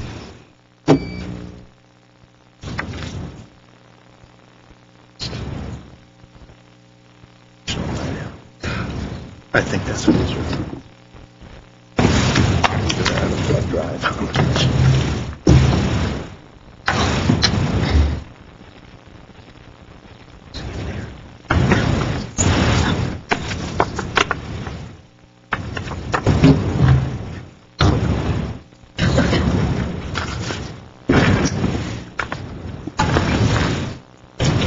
Good evening, Mayor Draymond, members of the City Council. My name is Herbert Milano. In the past few weeks, some individuals have come before you to state their concern about my advocacy for certain issues or the frequency with which I come before you. In particular, they have expressed their concern about the lawsuit that I placed with regard to in the city of Glendale, but I doubt if they really know the causes of the lawsuit or the reasons for it. I want to state that it was a lawsuit against challenging the environmental impact report for the downtown specific plan. And it is the only avenue available to us if the city supports the statements that they made in an EIR And the state of California provides us with a resolution to it simply by filing a lawsuit. This particular document on page 412-2, which is of the Environmental Impact Report, says the following. The current deficiency of parkland is the cumulative result of residential growth without a corresponding provision of parkland throughout the 100-year history of the city. It also states that the recreation element represents a significant step towards assuring the preservation of Glendale's quality of life. I say that those particular statements are misleading and do not represent the current situation in Glendale with regard to open space and parkland. And so here I brought the graphic representation of the state of parkland in Glendale. Here is a presentation of Area 11, Recreational Planning Area 11, which includes Shoal Canyon, Chevy Chase. And this particular area has 6.67 acres per thousand, which complies with the objectives of the city of having 6 to 10 acres of parkland. Here's Recreational Area 2, very close to the minimum goal that we have from 6 to 10 acres of parkland, 5.9 acres per thousand. Here's Recreational Area 1, with the very north part of Glendale, still fairly sufficient, but it's 5.4 acres per thousand residents. The silhouette represents 1,000 residents, and the cypress represents 1 acre for every 1 foot of size of the tree. Here's Recreational Area 4, which includes Monrose, Spar Heights, Montecito Sports Complex. And this area that now includes the Rock Haven addition is only about 50% of the required amount, which is now 3.4, a height of 3.4 inches relative to the 6 that we want. Here's Recreational Planning Area 3, which includes the northwest of Glendale, where Brand Park, Nibley Park, and Verdugo Park reside. It only has 2 acres per thousand. Here's Recreational Area 6, which is the central west area. It includes the Fremont and the Milford Mini Park and the Chess Park. It's 0.64 acres per thousand, which is equivalent to about 7 inches to the 6 feet that we need. Here's Recreational Area 7, which is the southeastern part of Glendale. It has even less than approximately half an acre per thousand residents, and it's equivalent to about 6 inches worth of this tree. Recreational Area 9, 0.36 acres per thousand, and there are 30,000 residents in this particular area. You can see it's a very small area, very high density. Here's Recreational Area 8, 0.23 acres per thousand residents, and that's the area where Adams Hill and the Palmer Park and the Windsor Mini Park reside. Recreational Area 5, which is the Pelanconi area, where you got Pelanconi Park in Griffith Manor. It's 0.23 acres per thousand. And here's Recreational Planning Area 10, where I lived for 10 years, and where I had to take my children and drive them about 2 miles away so we could find an adequate facility for children or for grandparents. It's about 1/4 of an inch. And this is an area with nearly 32,000 residents. And by the way, this data is already old. So it means that right now that little 1/4 of an inch is even smaller. And we are continuing to increase the area and the density in the downtown specific plan without taking into account the objectives and the goals that the city had. And it is in resolution to that problem that I filed a lawsuit in seeking, after many, many years of trying to promote that the city pay adequate attention to these areas that are in severe deficiency, that I was prompted to do it. So what many people have requested that I do, to talk to you personally, to advocate peacefully, to persuade or cajole, eventually did not bear fruit. We still have a major opportunity that we'll discuss next week with regard to Central Park. And the people will see that it's incredibly difficult, even in this highly dense area, to obtain the adequate parkland, even when we already own it. Thank you. Thank you, Mr. Milano. We have Barry Allen, followed by Mike Mohill.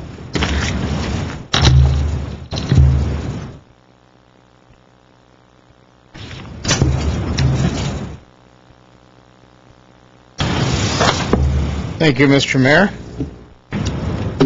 the remnant of the council, public, and staff.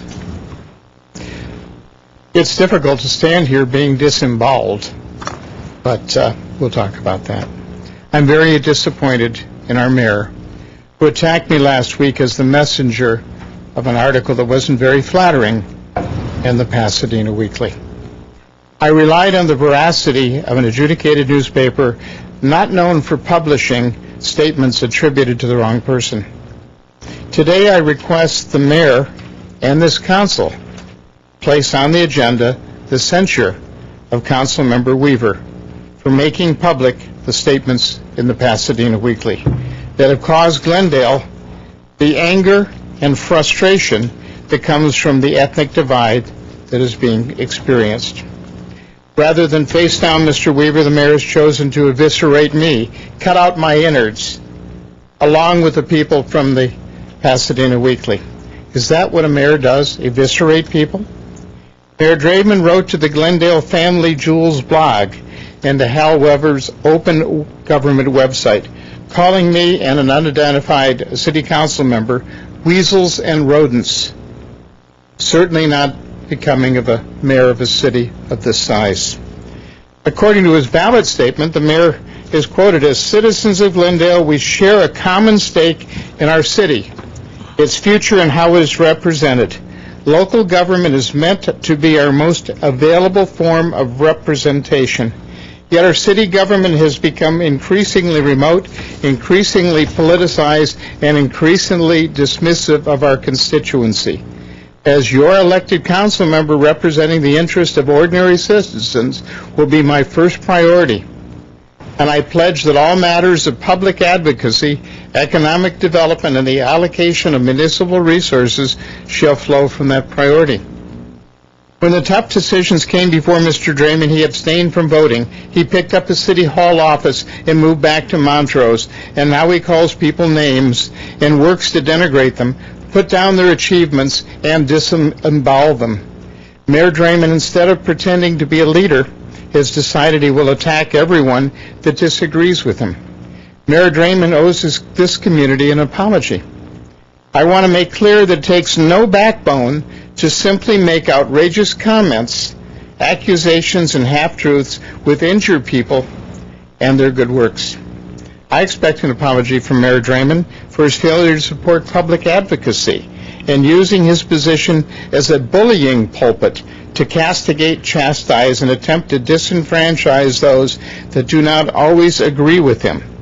I know that an apology from Mayor Draymond will not be forthcoming. That is on him. Mayor Draymond also made statements that I should have known he didn't write that. I'm sorry, Mayor Draymond. I don't know your family. I know your mother is ill. I didn't know when your father died. I didn't know these things. I really apologize for that, Mayor, that I haven't taken a greater interest in your family.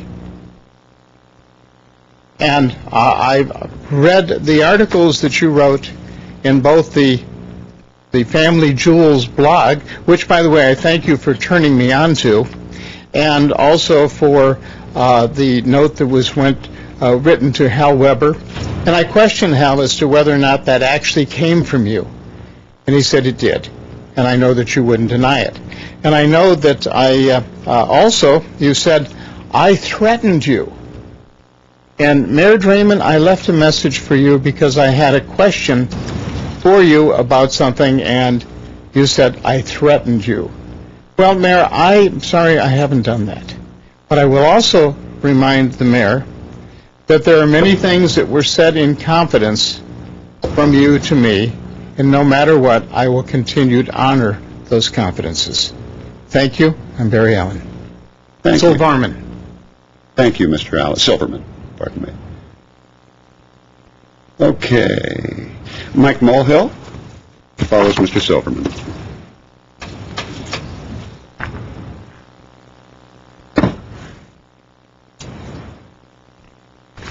And Mr. Mulhill is followed by Clara Wildman. Good evening, Mayor Draymond. Good evening. City Council. First, I want to say what I wasn't going to talk about, what I am going to say now, is because Mr. Barry Allen told me not to talk about, but I am very upset on the mayor. Keep calling him Mr. Silverman, his given name. You're saying like a derogatory. If he chooses to have a professional name, it's his prerogative. I believe you both are of the same ethnic background. No, we're not. We're not. Okay, well, maybe that's why you keep calling him Mr. Silverman when he wants to use a profession named Barry Allen. I would. Okay, now let's talk about the thing I came up to talk about this evening. I'd like to talk about how the city is not keeping its house in order. I'd like to talk about pensions that we give to our city employees. What brought this to my attention is I was reading in the Orange County paper where the supervisors there actually they had done it already.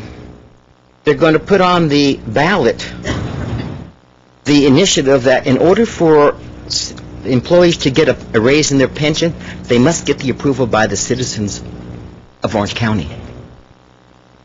That's because their pension is out of whack.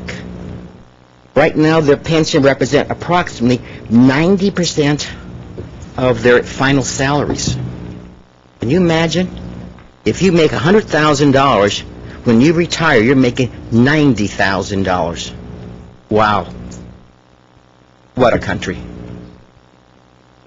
Now, I talked with a friend of mine who's an auditor for the federal government, actually it's the IRS.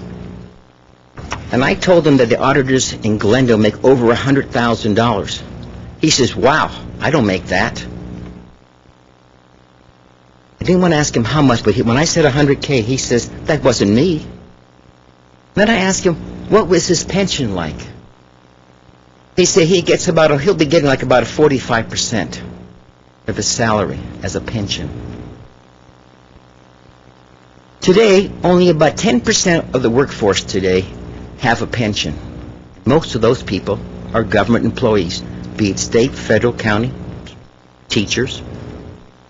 For the rest of us, like myself, have a 401k program, which means that 95% of that money is my own. And maybe my employer contributed 1, 2, or 3, or 4% of my income. And it's not taxed till I get old enough. And that's it. So it's my own money. If I don't put away, I get nothing when I retire. Yet city employees of Glendale do very, very well. We have, and thank you, Mr. Milano talks about, at one time he had a report saying that the salaries in Glendale from the year 2000 to 2008 was higher than the sales and other taxes that the city raised. Why are we giving the city employees so much money? Other cities don't pay as well. Then we have our $100,000 club. There are 523 employees making over $100,000. Now, who might be some of these people? Well, I just mark a couple employees. The deputy city manager makes $145,000 plus $10,000 for a car allowance. Wow. $145,000 plus another $10,000. What a country. The director of information services makes $153,000 plus another $10,000 for salary. Chief assistant city attorney, $179,000 plus another $9,600 for a car allowance.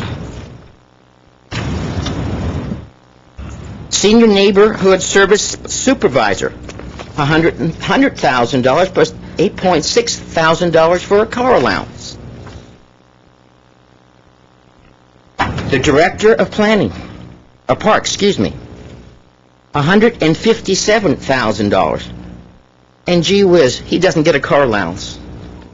I feel sorry for him. He didn't know the right person, I think.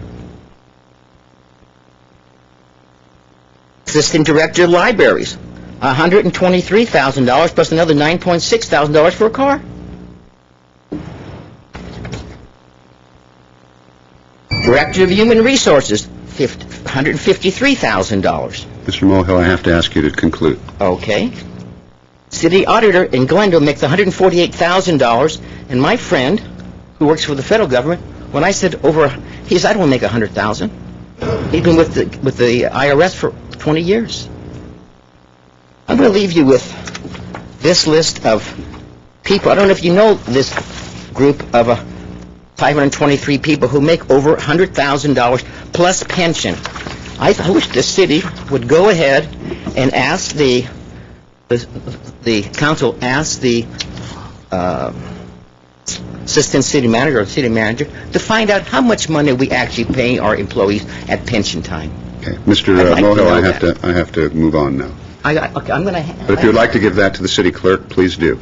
Yes, I'd like to hand this out to the city clerk so that all people on council can have a record. Okay, thank you very much. Clara Wildman, followed by Artine Manukian.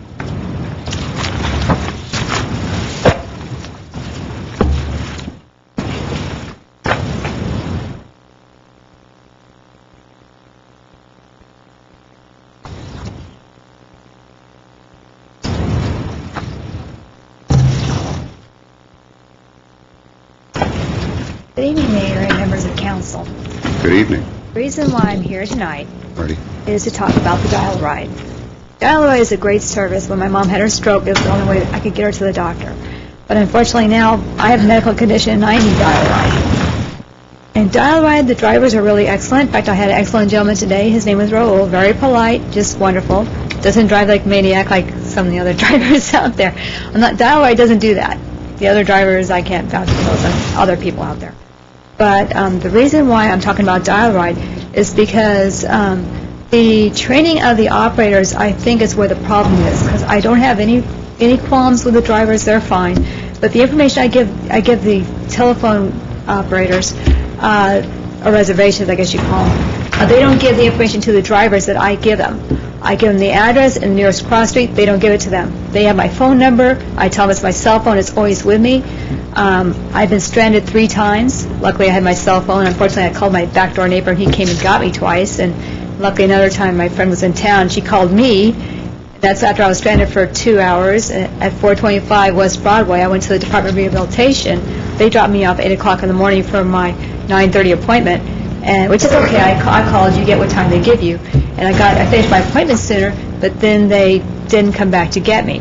And they wanted me to wait an hour more, which after 2 hours, and you get up at 7 o'clock in the morning, you get kind of hungry, and there's no place to eat around there. But they didn't tell the driver my nearest cross street, which is Columbus, because I'm right there, kitty corner to where the mall is. And so I think the operators need better training, because I also take Access Paratransit, and they give you a confirmation number. So when you have a confirmation number, you know you're in the books. In fact, one time Dial Ride canceled my trip without telling me. I had taken a trip with Access over to Pasadena to the doctor, and then from the Pasadena doctor with Access back to the Verdugo Job Center. I was dropped off there because I booked a trip with Dial Ride to meet me there like an hour after I got dropped off. They never came. And they said, oh, I booked it on Sunday, which they're open Sunday mornings.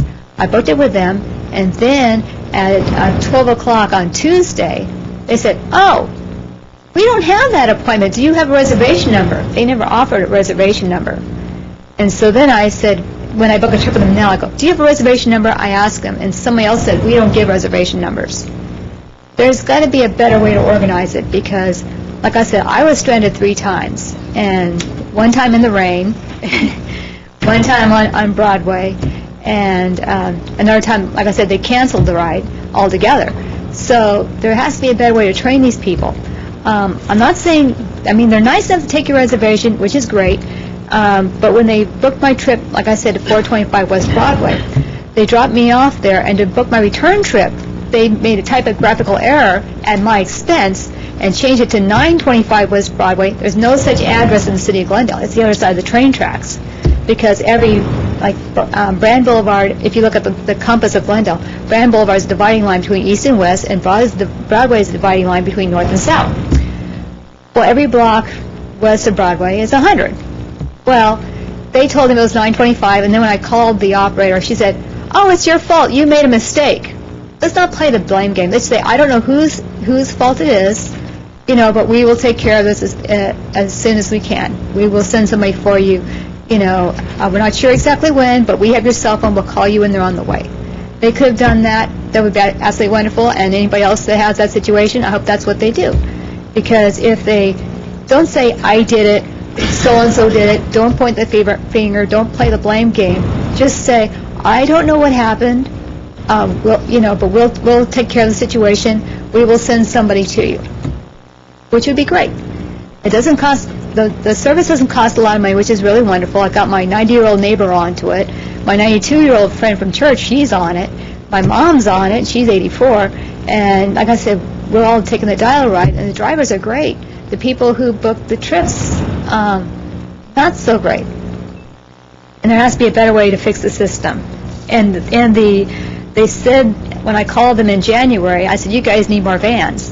Because unfortunately, I can't step up those tall bus steps. It's just not really. I've been a trip and fall accident, so that's not my thing. But they said they're getting more vans in June. June's come and gone. There's no new vans. Also, they had a problem where one time I was stranded they were really late because the transmission went out on the van. I don't think they have a regular servicing schedule on the vans. And not all the seat belts work either. And like I said, confirmation numbers would be wonderful. And that's it. Okay. Mr. Weaker, I want to make sure that we have Ms. Wildman's phone number so that we can contact her, get a more detailed description of the items she's talking about that we can I still have my thing. I didn't bring it with me tonight, but I actually have the trip I wrote down for that Friday. I actually have it at home. Very good. So we can get that information and also get her some answers, and then if we could, it would be very nice if we could bring that back to council in the form of a memo so that we can see what has taken place with regard to this particular issue, okay? Thank you, Ms. Wildman. Artin Manukian, followed by Margaret Hammond. Artie, step over to the side. Thank you.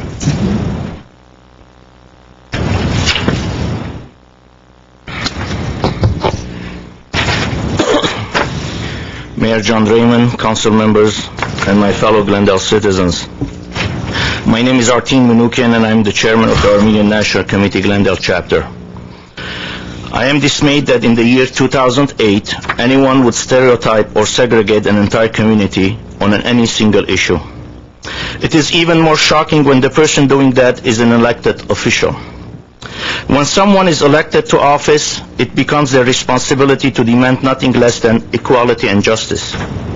That is why it is repulsive to see that anyone, especially an elected official who is supported to represent all of his constituents, makes comments that instigate prejudice and stereotypes. As leaders of our city, it is your duty to work towards building a stronger and more unified community.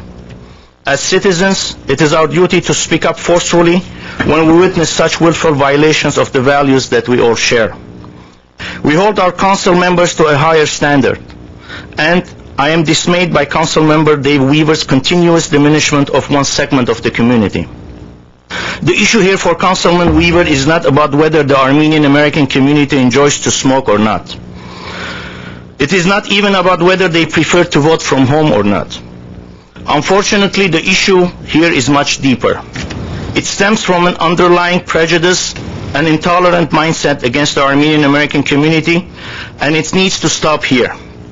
It needs to stop today. It needs to stop in these chambers. Mayor John Raymond and council members, as elected officials, your jobs are never easy, and issues are rarely black and white. However, the issue of standing up against discriminatory behavior that leads to racial intolerance is crystal clear, and we find ourselves before such a moment. I'm here today to remind you that it is your responsibility to condemn the type of language, innuendos, and discriminatory mindset that seem to occur with alarming frequencies in this chamber and throughout various other forums in the city of Glendale. It is time to draw the line and make it clear that such racial intolerance has no place in Glendale. It is up to you to set an example and a standard for Glendale. When you sit silently while the Armenian community or any group in the city is attacked in such an ugly fashion, then it indirectly condones those intolerant attitudes and actions. By provoking racist sentiments on an issue that affects everyone, it returns us to the darkest pages in history, when one group is used as scapegoat and blamed for all societal ills. The kinds of remarks most recently displayed by Councilman Weaver deeply damage the fabric of our community, and they destroy hope of overcoming a prejudiced society. By sitting quietly and refusing to speak out loudly against such detestable behavior, we allow these events to reoccur over and over again. I hope that each of you will look deep inside yourselves and decide where you stand on this. It is up to you to set a new precedent for the rest of the community to follow. As elected officials, I ask only the following question. What steps will you take to prevent this from happening again? Councilman Weaver likes to wrap himself in the dusty old memories of the city's past. He always mentioned how it was when he was growing up here.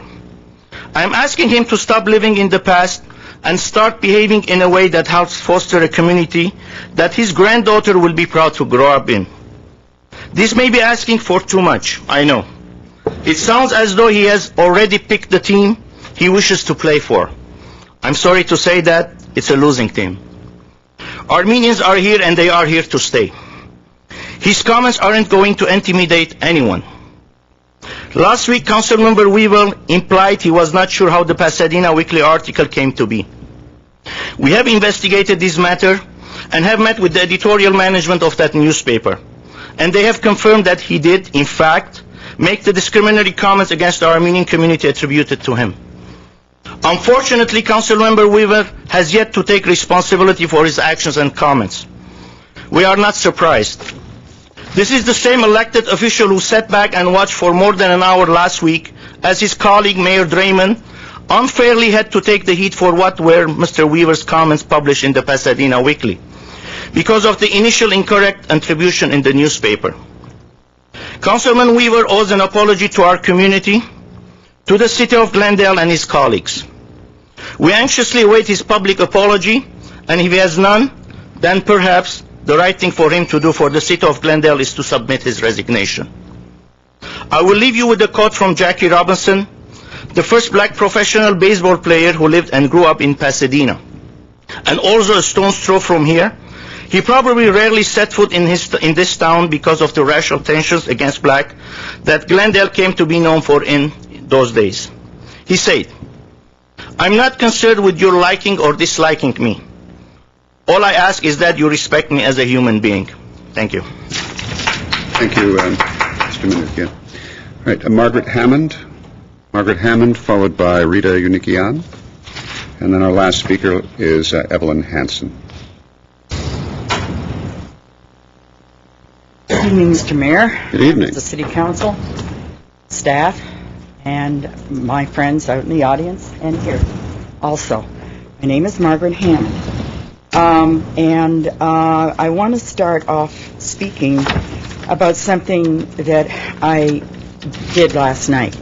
I went with a friend of mine, Lenore Solis, to a memorial. Actually, it was a prayer vigil down in Cypress Park. I had never gone to anything like that, of that nature before, and it was for the young man, Juan Escalante, the 27-year-old deputy sheriff who was shot outside his home. They had the memorial in front of his home, and I must say I was very touched. The whole community came, and they were people who had known him all his life, elderly ladies, men, young children, and they spoke about him, and a lot of them didn't speak English, and they weren't, I won't say poorly dressed, but they aren't dressed as many of us dress here in Glendale, upscale and so forth, but they were very loving and very caring of this young man. And I'm sure you all know that he lived with his mother and father in the house where he grew up, where he was born and grew up, and with his wife and 3 young children. And he has brothers, siblings also.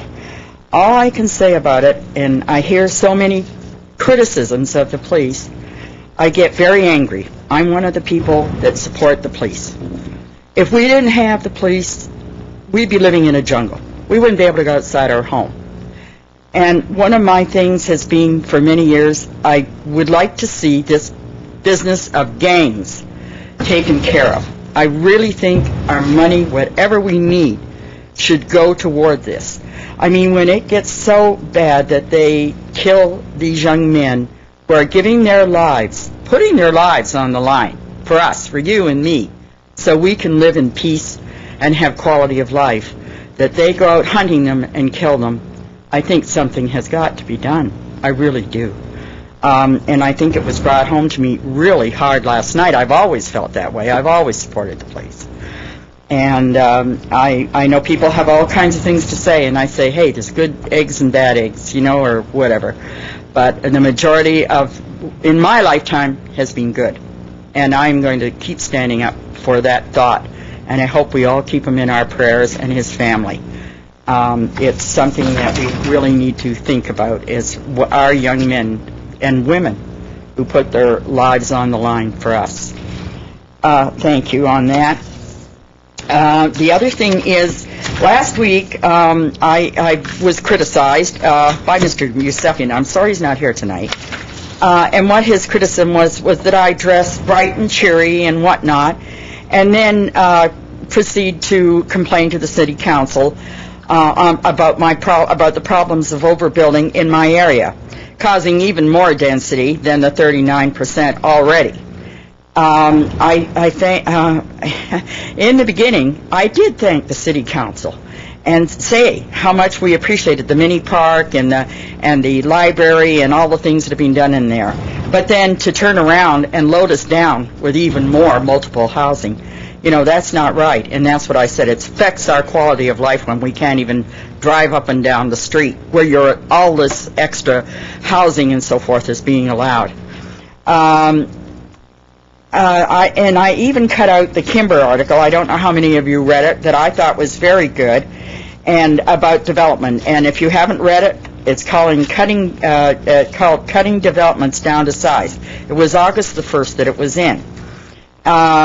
I particularly like the part about that it's going to take the people of the neighborhood. In the final analysis, we, the people, need to be more aware and more vigilant.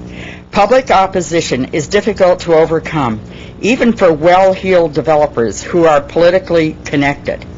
Public apathy, on the other hand, is a green light to overdevelop and a convenient excuse to public officials who need to be prodded to do their job. I thought that was excellent. The article is very good. But anyway, to get back to me being criticized for dressing up or wearing hats or whatever, I am not going to change my manner of dressing, nor my manner of addressing the city council. I'm here before the city, the council and the city, to say what is wrong with overbuilding in an area already overbuilt. Hey, Margaret, I have to ask you to conclude, please. I will. Thank you. I have never go over, but this time I'm going to say it. Our quality of life is being chewed up by huge bulldozers, by developers being allowed to overbuild. And you see the figures of what our parkland is in like our area, what, 0.54, and you're putting in more multiple housing. And I did go to the Grandview meeting, by the way, over about units being built in R1. All right, Margaret. 400 units being built in the R1. We have to move on. Rita Unikian, followed by our last speaker, Evelyn Hansen. Hi. My name is Rita Unikian. I have lived in Glendale since 1989. First of all, I am single parent and have volunteered at the Glendale schools for 12 years. The reason of my concern is to ask the city council members to please consider looking into rent control, especially for all low-income residents in Glendale who are struggling to make a living. I have handouts that I needed to distribute to Glendale residents to sign and support my cause. Already, my council members, you know it, I'm told for the Mr. Ken Garson is help me for that petition is very soon is ready, but I think I like it. I'm ask for Mr. Ken Garson is come here and talk to before is when his petition is ready, is come here and talk to for my council members. Then people is signature my paper, then petition is ready, everybody signed that petition, and I hope very soon in Glendale is rent control. Let people come and bring up smoking. No one in this city has come and complain about smoking until you bring it up. Bring up rent control and see how many people will come out and speak. It will be more than the smoking. I am here to tell you and everyone in Glendale who wants to live here, who works hard for you, that we are going to stay here and we are going to ask for rent control until we get it. I know it is my council member sometimes is told for that smoking for not good for healthy, but remember my council members, lot of people, I'm not told for which language people, when is people is here, is this country, make sure in Glendale, lot of people is smoking. You like it, you go and smoking company, you close it, because people is smoking. I don't know, you know it for the school, what's going on. Is the kids, is the drug. Drug is first of all is important, then smoking.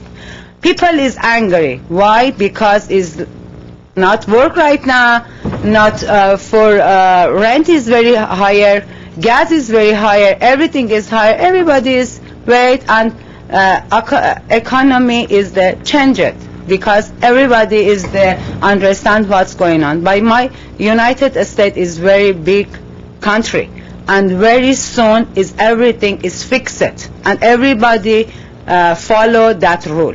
But right now, a lot of people, when you see me is outside, not just Armenian people, lot of people is they talk to me is for rent control. I said, I don't know. Right now, is my council member is busy for smoking. Smoking, I know it is important, but when is somebody is like it smoking, is smoking.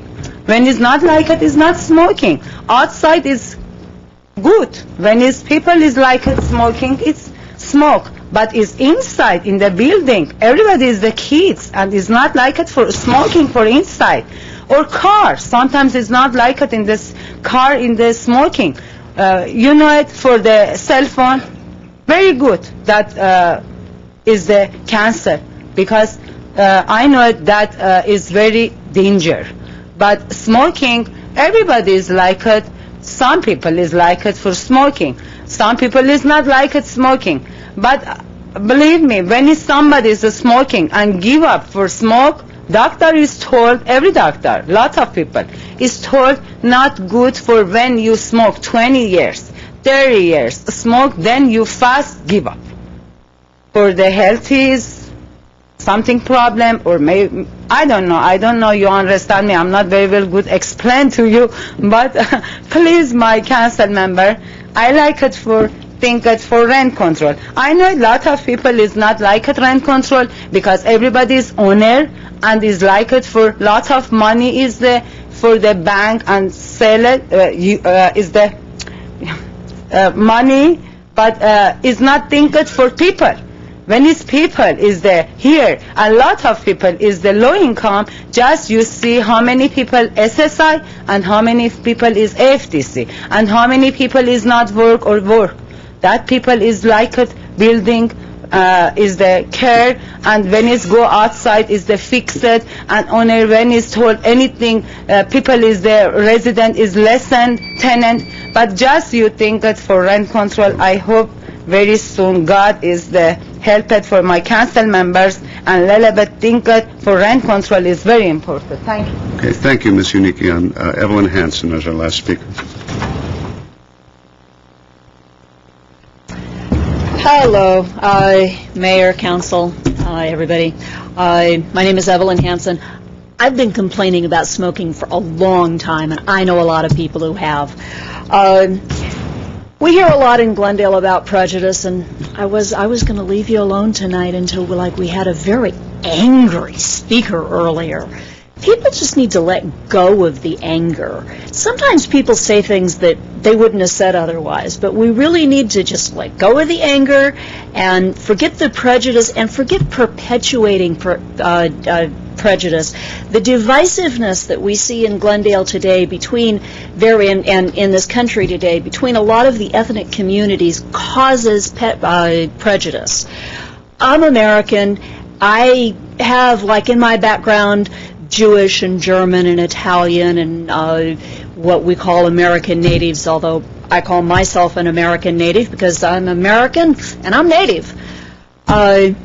If we could just encourage people to be more American, I'm American and I choose to live in this country. If people want to be Italian, maybe they'd be happier in Italy. Or if people want to be Peruvian, maybe they'd be happier if they lived in Peru. I'm happy because I live in this country. The speaker earlier tonight talked about the racial prejudice in this town in the 50s. He didn't know anything about the racial prejudice in this town in the 50s. We used to have a banner on each end of Brand Boulevard that said, "Nigger, don't let the sun set on you in Glendale." I've seen the banner and I've seen a picture of it. What we have people now who are complaining so much have nothing like that going on within their lives. They really need to let go of the divisiveness. My children were told that because they didn't belong to a certain ethnic group, they couldn't play in the playground because it was only for that particular ethnic group. I had to go over and tell the children that had told my children that if they liked, I could make it only for American children. And I had to enforce my children's right to play in a public playground at Fremont Park. I don't think that's right. I think that my children were racially prejudiced against, discriminated against, but I'm not angry about it. These people just need to either that or we just need to get them some cheese to go with their wine. Thank you. Thank you, Ms. Hanson. All right. Let us go to comments from the council or questions or from staff if they need clarifications on anything. Okay. Mr. Draymond, Mr. Mayor, if you'd permit me, I'd like to ask a few questions of Mr. Urich. Yes, Mr. Urich, if you could come forward. And Mr. Gwynn, you might want to come up too, just in case there's a question or two for you as well.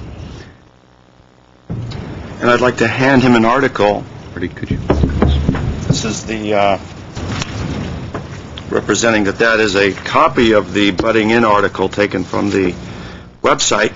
And as you've heard, perhaps this is a hot issue. I mean, you've heard for a censorship motion that's being requested to be put on the agenda, call for a resignation, and it's critical, for me at least, that I understand what was said. There's clearly a misidentification here. I think we cleared that up, but in my mind the question then becomes if the reporter or whoever edited it was mistaken as to who the speaker was, is there also any lack of credibility in the statements that were made? If you wouldn't mind turning to page 2, and this is the crux of it here. It says, in quotes, this is the third paragraph, "I don't care if it's popular, it's the right thing to do, but there will be a lot of opposition from one segment of the population that loves to smoke," said Councilman Dave Weaver in the corrected version. Mm-hmm. And is that a true reflection of the statement that was made to your reporter? Yes. Okay. Yeah. And then let's go to the next paragraph. Weaver was referring to the city's substantial and politically influential Armenian community, where smoking tobacco, both in cigarette form and from hookahs, is a widely enjoyed after-dinner cultural tradition. Is that the reporter's interpretation, or is this a paraphrasing of the statements from Councilman Weaver? No, that's, Carl asked him several times if that's what he meant. And he called him back again when we made the correction. Clarify. Okay. And then the next one segment of the population shouldn't be able to control the lives and health of everyone, but this will be turned into an election issue. If you want to keep a horrible habit going, vote for the three guys up for re-election this year, parentheses, Councilman R. Najarian, Frank Quintero, and Bob Yusefian. And if you think I'm wrong, then vote me out next time, but I'm not letting this go, Weaver said. And again, do you feel that that's a correct Yes. reflection of the statements made? And now, Well, Carl was under the impression he was talking to Mr. Draymond. He had his notes from that time a month ago, amazingly. And I saw his notes. They were marked as Draymond, but he believed he was talking to Mr. Draymond because there was some confusion on the callbacks and so forth. okay. And then it says, as one of the 5 members of the City Council, Weaver has fought with his colleagues over plenty of thorny issues. He's redeveloped countless abandoned properties, helped find emergency shelter for people displaced by the state's wildfires, and helped sandbag and replant portions of the San Gabriel Mountains after they were scorched beyond recognition. And this is apparently something that Councilman Weaver said he did? No, that's was read into or in doing background on Mr. Draymond believing it was Mr. Draymond.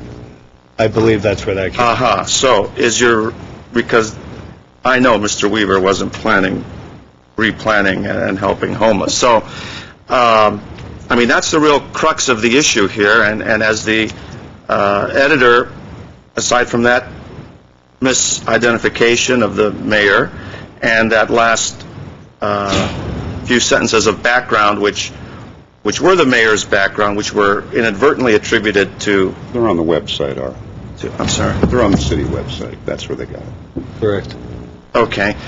You stand by the comments that were made and reflected in these 2 or 3 paragraphs? Well, believe me, I had concerns myself, and let me just say this. This was 100% my error. With that out of the way, yes, I believe Carl, on the second call, which was made whatever day that was last week, when we finally realized that the error had been made, recalled everyone involved and straightened it out. Okay, I'm getting... I understand. Those were my questions, and I thank you for coming forward, and as you can tell, it is somewhat important, and thank you very much. The next comment I have is regards to Mr. Milano, and he presented some facts. And I'm just picking one. I was punching out the numbers on my BlackBerry. He had an Area 10, and I guess that's a census tract or a neighborhood identified as Area 10 with 32,000 residents. And my problem is, and I know where Mr. Milano wants to go, but let's do the math here. With 32,000 residents, at 7 acres per 1,000 residents as the standard, we would need to put 224 acres of park space in that neighborhood. So, Mr. Milano, come back and tell me which residents we want to kick out of Glendale, which houses and homes and apartments we want to raise to make room for the 224 acres of park space. And I'm sorry, I'm being a little glib, but carrying it out to the conclusion that I think he wants us to go to, it's just an untenable situation. We've been dealt a hand of cards. We're doing the best we can. Mr. Quintero referred earlier to getting mini parks wherever we can, and that's the only way to go. Clearly, we're not going to be able to clear-cut 224 acres of homes to make the parks that would be required.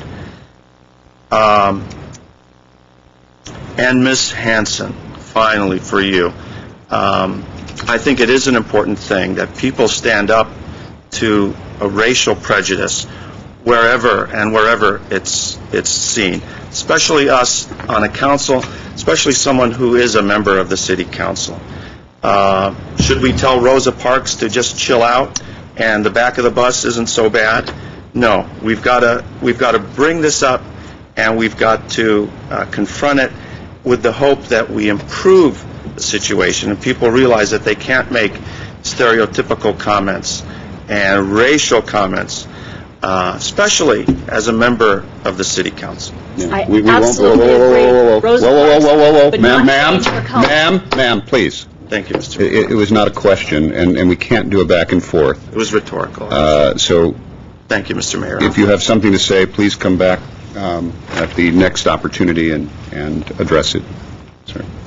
All right. I'm sorry, Mr. I'm through, Mr. Mayor. All Thank right. you. I just have Mr. Quintero has already indicated to me that he doesn't have any, well, Actually, that may have changed in the last few moments, folks, so, sorry. No, I just want to say there'll be obviously more discussion next week when Mr. Weaver is back, but one of the speakers mentioned that there was flag lowering at the event, and that's not the case. I've attended multiple years, and flags are displayed, and there's no lowering or anything else. And then in terms of Mr. Weaver's language, I'm sure, like Mr. Najarian mentioned, next week he'll be here, and there'll be more comments from the speakers at oral communication, so we'll wait till then. All right, thank you, Mr. Quintero. I have a few questions for you gentlemen. Let me, first of all, Mr. Gwynn, you're the publisher, correct, of the Pasadena Weekly. You and I had a conversation on Wednesday morning, fairly early, actually, and I was heading off on a trip, and you very kindly took my call and got some information. And very quickly, I just want to say, before people start tearing copies of the Pasadena Weekly to shreds locally, you very quickly got on this, got back to me several times, had Mr. Kozlowski get back to me, and there was that sort of, I don't know how to characterize the moment, that sort of light bulb moment when he was reading from his notes to me and suddenly said, oh, you're the one I didn't speak to. And so at that point, I was pretty sure that we had gotten to a conclusion of this. Just in light of some of the comments that were made tonight, I don't believe I contacted you or ranted or raved or howled or screamed. I believe I just asked you to look into it and then to get back to me. If you hear me saying anything that you think is not correct, please let me know. But I also wanted to ask, was there, I immediately started receiving emails and so on and voicemails from Mr. Allen, Barry Allen, who indicated that somehow he had called you and that he had straightened this all out on my behalf. So let's just be buddies again. What light can you shine on that? I mean, did I or didn't I call you? You're asking me? I have not, I never spoke with Mr. Barry Allen. Okay, so I'll assume he spoke to someone else at your paper, but just for the record, I want to thank you for so quickly getting into the middle of this. How exactly did this happen? Do you know? Have you figured it out? Overworked, underpaid, people who were moving too quickly, and mistakes happen. It doesn't happen very often. It's very unusual. Okay. And I heard my colleague, Councilman Najarian, was covering, in his questions, was sort of covering a base. And it's one that's going to come up. You won't be here next week, but when we deal with this, and our colleagues are here, hopefully, the underlying question that wasn't actually just asked, so let me just ask it. You're talking about process and you know, you're answering him about work product that Mr. Kozlowski did, and you're saying with absolute certainty that you know what was in his mind, and frankly, I don't think you can state that, but even going there, the underlying question that wasn't asked, I'll just ask it. That's this. How do we trust the veracity of a paper and a reporter that for about a page in the printed format off the internet, went on and on and on, attributing to the mayor of this city, me, a whole host of comments, and I was not misquoted. I was never interviewed. And it was attributed all of that Why to... you were not interviewed? I know why I wasn't interviewed, because I declined the interview. But Why is that? Why is that? Yeah. Because I was in New York at the time, for one, number one. Number two, Primary reason? No, the primary reason was... Number one is that I didn't know your writer, and I've read some of his work, and I believe that what he does is try to create controversies where there aren't, and then if you want me to finish, then he will contact people on opposite sides of the interview and try to whipsaw the issue. But I want to come back to the question. The question that my colleague was asking, but not really asking, is this: how do we know that Mr. Kozlowski got Mr. Weaver's comments right when you attributed a whole page of things that supposedly I said when your paper didn't even interview me? Now, I don't know the answer to that, but I just want to factor it in there to some degree while we have the public here ready to say, let's hang this guy. I don't know what Mr. Weaver said to Mr. Kozlowski. I sure as heck know that Mr. Kozlowski didn't talk to me. So that's the underlying question that wasn't asked. So I'm going to ask it now and give you the last word. All right. What's the question? How do we trust the paper? How do we now go forward and base with a complete misattribution? Well, but as I said, mistakes happen. We're human beings. We're not perfect. If you count the number of mistakes that have been made in the paper over the past year, you can do it on one hand with 2 fingers. You can also use all 20 of your digits to count up and then multiply the number of awards that we have won from CMPA, the Alternative Association, and the Los Angeles Press Club over the past 2 years. So I think that speaks volumes to the quality of the work that we do. Furthermore, we're owned by a much bigger corporation than just Pasadena Weekly. We own Verdugo, we own Arroyo, we operate Backstage, as you well know, I think you know, and we do the Pasadena Weekly, which now has approximately 7,000 to 8,000 papers up and down the streets of Glendale. All I can do is come here with my heart hanging out and say a mistake was made. That mistake is 100% my fault as his editor. Steps have been taken so that will not happen again. And I think we've showed tremendous good faith to come here and explain to you this process, what's happened, and to express our regret for what did happen. I also think that we took immediate steps when we first found out about this, and this was not John's decision, it was my decision. We nailed it down, we got it almost right on deadline, and we ran the correction. I think that's a pretty good faith effort, personally. I know it doesn't satisfy everybody, it can't possibly, but I don't believe Carl has any malice. I don't believe he approaches stories like that. If you ever read the volume of work that he produces for Verdugo, for Arroyo, for any number of other publications, he's also an aspiring entertainer at night. He does a lot of work at night. He's very tired. He's overstressed. I know this. I try to diminish his workload somewhat so he's not so scattered. I try to do that with all the guys that are working and the women who are working there. So I think we had a situation where, as I said, we have a very stressful job. It's a tremendous responsibility to be able to do this and get it all right. We're not politicians. We're not lawyers. We're not experts in the workings of municipal government all the time, but we try, and we try very hard. And sometimes, occasionally, a mistake is going to happen. This is a tremendously huge mistake, but as I said, this was my fault. And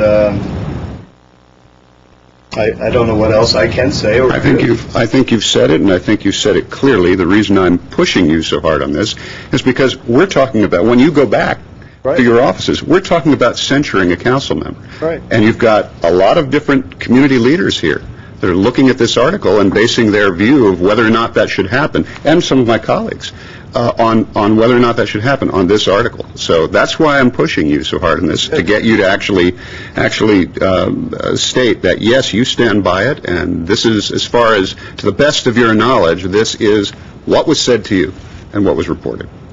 So my intention is not to hammer on you, but my intention is to push you just a little bit on that, because the consequences have great potential here, tremendous potential here. I want to thank you very much, both of you, for coming down here. You didn't have to. I appreciate the fact that you did, and I appreciate the fact that you so quickly ran the explanation in your publication, and that you so quickly corrected the copy in the online version, as well as getting back to me so quickly, and I do appreciate all of that. So I have to be frank, it was embarrassing for me. I'm not used to this, and actually neither is Carl. I mean, he produces a lot of stories in a year's time, and it's very rare that you find something like this happen in his copy. And Joe Pisecki, either him or even Andre Coleman, and we write heavy stories in Pasadena. I don't know if you've noticed this, but it gets pretty hairy over there sometimes. So anyhow, that's my 2 cents. All right. I thank you very much. Thank you. There are a couple of other things that have no bearing on this. Do you want me to sit? Please relax. Okay. Please relax. No, I mean, please. Oh, relax. okay. Have a seat. Okay. I just wanted to add something to the comment Councilmember Najarian made about Mr. Milano's points on the issue of parks. And I'm pretty sure that what I heard Mr. Milano say at one point, and I know he will want to check that. Mr. City Attorney, we have no ordinance or policy that says we are required to have X number of parks per thousand. Or acres of park per thousand. The comment was made below the requirement we have. It's not required by law. However, there's a state provision that talks about a standard. We also have it in our general plan as a standard. And those are aspirational standards. They're not required by law. Okay. Thank you. A couple of other things at random. Mr. Mulhill, I only want to get to this. The confusion you have is that Mr. Silverman, Barry Allen Silverman, I think what you're trying to say is that your impression is that he and I share the same religion. And there, I think you're right, although I'm not positive. I think so, nearly positive. But we don't share the same nationality or ethnicity that I know of. Unless Mr. Allen, next time around, wants to mention, I'm pretty sure he's neither Danish nor Norwegian, but I'm not sure. And that's my ethnicity. But he may be, but I don't think so. So I don't know how that bears in your equation you were bringing up there, but just, again, to be factual, that's what I'm talking about. Religion and ethnicity are not the same item. Okay. And then, lastly, the issue that, of course, a number of you spoke about or referred to and so on, having to do with this issue in general of the comments and requests for censure and so on and so forth. Unfortunately, we can't, it would be inappropriate for us to deal with that this evening. We are minus one of our people who this bears on most directly, and we will have to hear what he has to say. And those of you who spoke on the topic, directly on that topic, I encourage you to come back, should you have a mind to, when he is back, and address it again so that we can get some kind of a statement or answer. Those of you who disagree and want to espouse those disagreements again, you're welcome to come back as well. I know you know this, but I feel under given the high publicity nature and the very strange circumstances through which all of this came to light, I think it is important to just make that invitation once again and make it publicly. There is one other piece of business related to this that I just want to cover, and that relates to our city clerk, Mr. Kasakian. Mr. Kasakian, I spoke to you, you emailed me, and others have had conversations with others, and I understand Mr. Allen as well, related to an email that he has sent out, in essence saying that you anonymously emailed the city, well, he refers to it as my staff. He means the city manager and city manager's management team, because you were afraid of reprisals from this council or from management staff, and that you had sent this email of the Pasadena Weekly article anonymously. And then Mr. Allen goes on to say that well, my grandmother would call it a cockamamie story about deals that were cut between me and Mr. Weaver to pay him off by offering him the appointment to the Orange Line JPA. But, I guess in some people's mind, everybody has a cottage industry and a hobby, and I guess that's Mr. Allen's. But in terms of the part where you are referenced, not by name, but I think through your comments we all know who he's referring to. So let's just put a little sunshine on this. If you want me to explain what happened, Sure. After the smoking issue was brought up, I think the following week, well, it was the week of June 26th, I came across the article in the Pasadena Weekly while having breakfast in Eagle Rock. I won't mention where. I don't need to give any free promotion or plugs to any restaurants there or give anyone my specific Saturday morning routine. Came back to City Hall the following day, noticed that you, apparently not, were quoted in it, but your name was there, attributed to certain quotes. And I forwarded the email to the city manager staff to give them what you would call a friendly heads up. I think city emails between executives and department heads and related to that are not anonymous unless there's a feature that IS has not told me about. And my surprise throughout this whole process, I don't want to editorialize, it's not my place to do so, was that, a month later this issue was still being brought up. That's pretty much the extent of it. I am not afraid of reprisals. I guess you can say I'm about as afraid of budget cuts as anyone else is in the city, but we'll get the job done no matter what, and that wasn't the intent.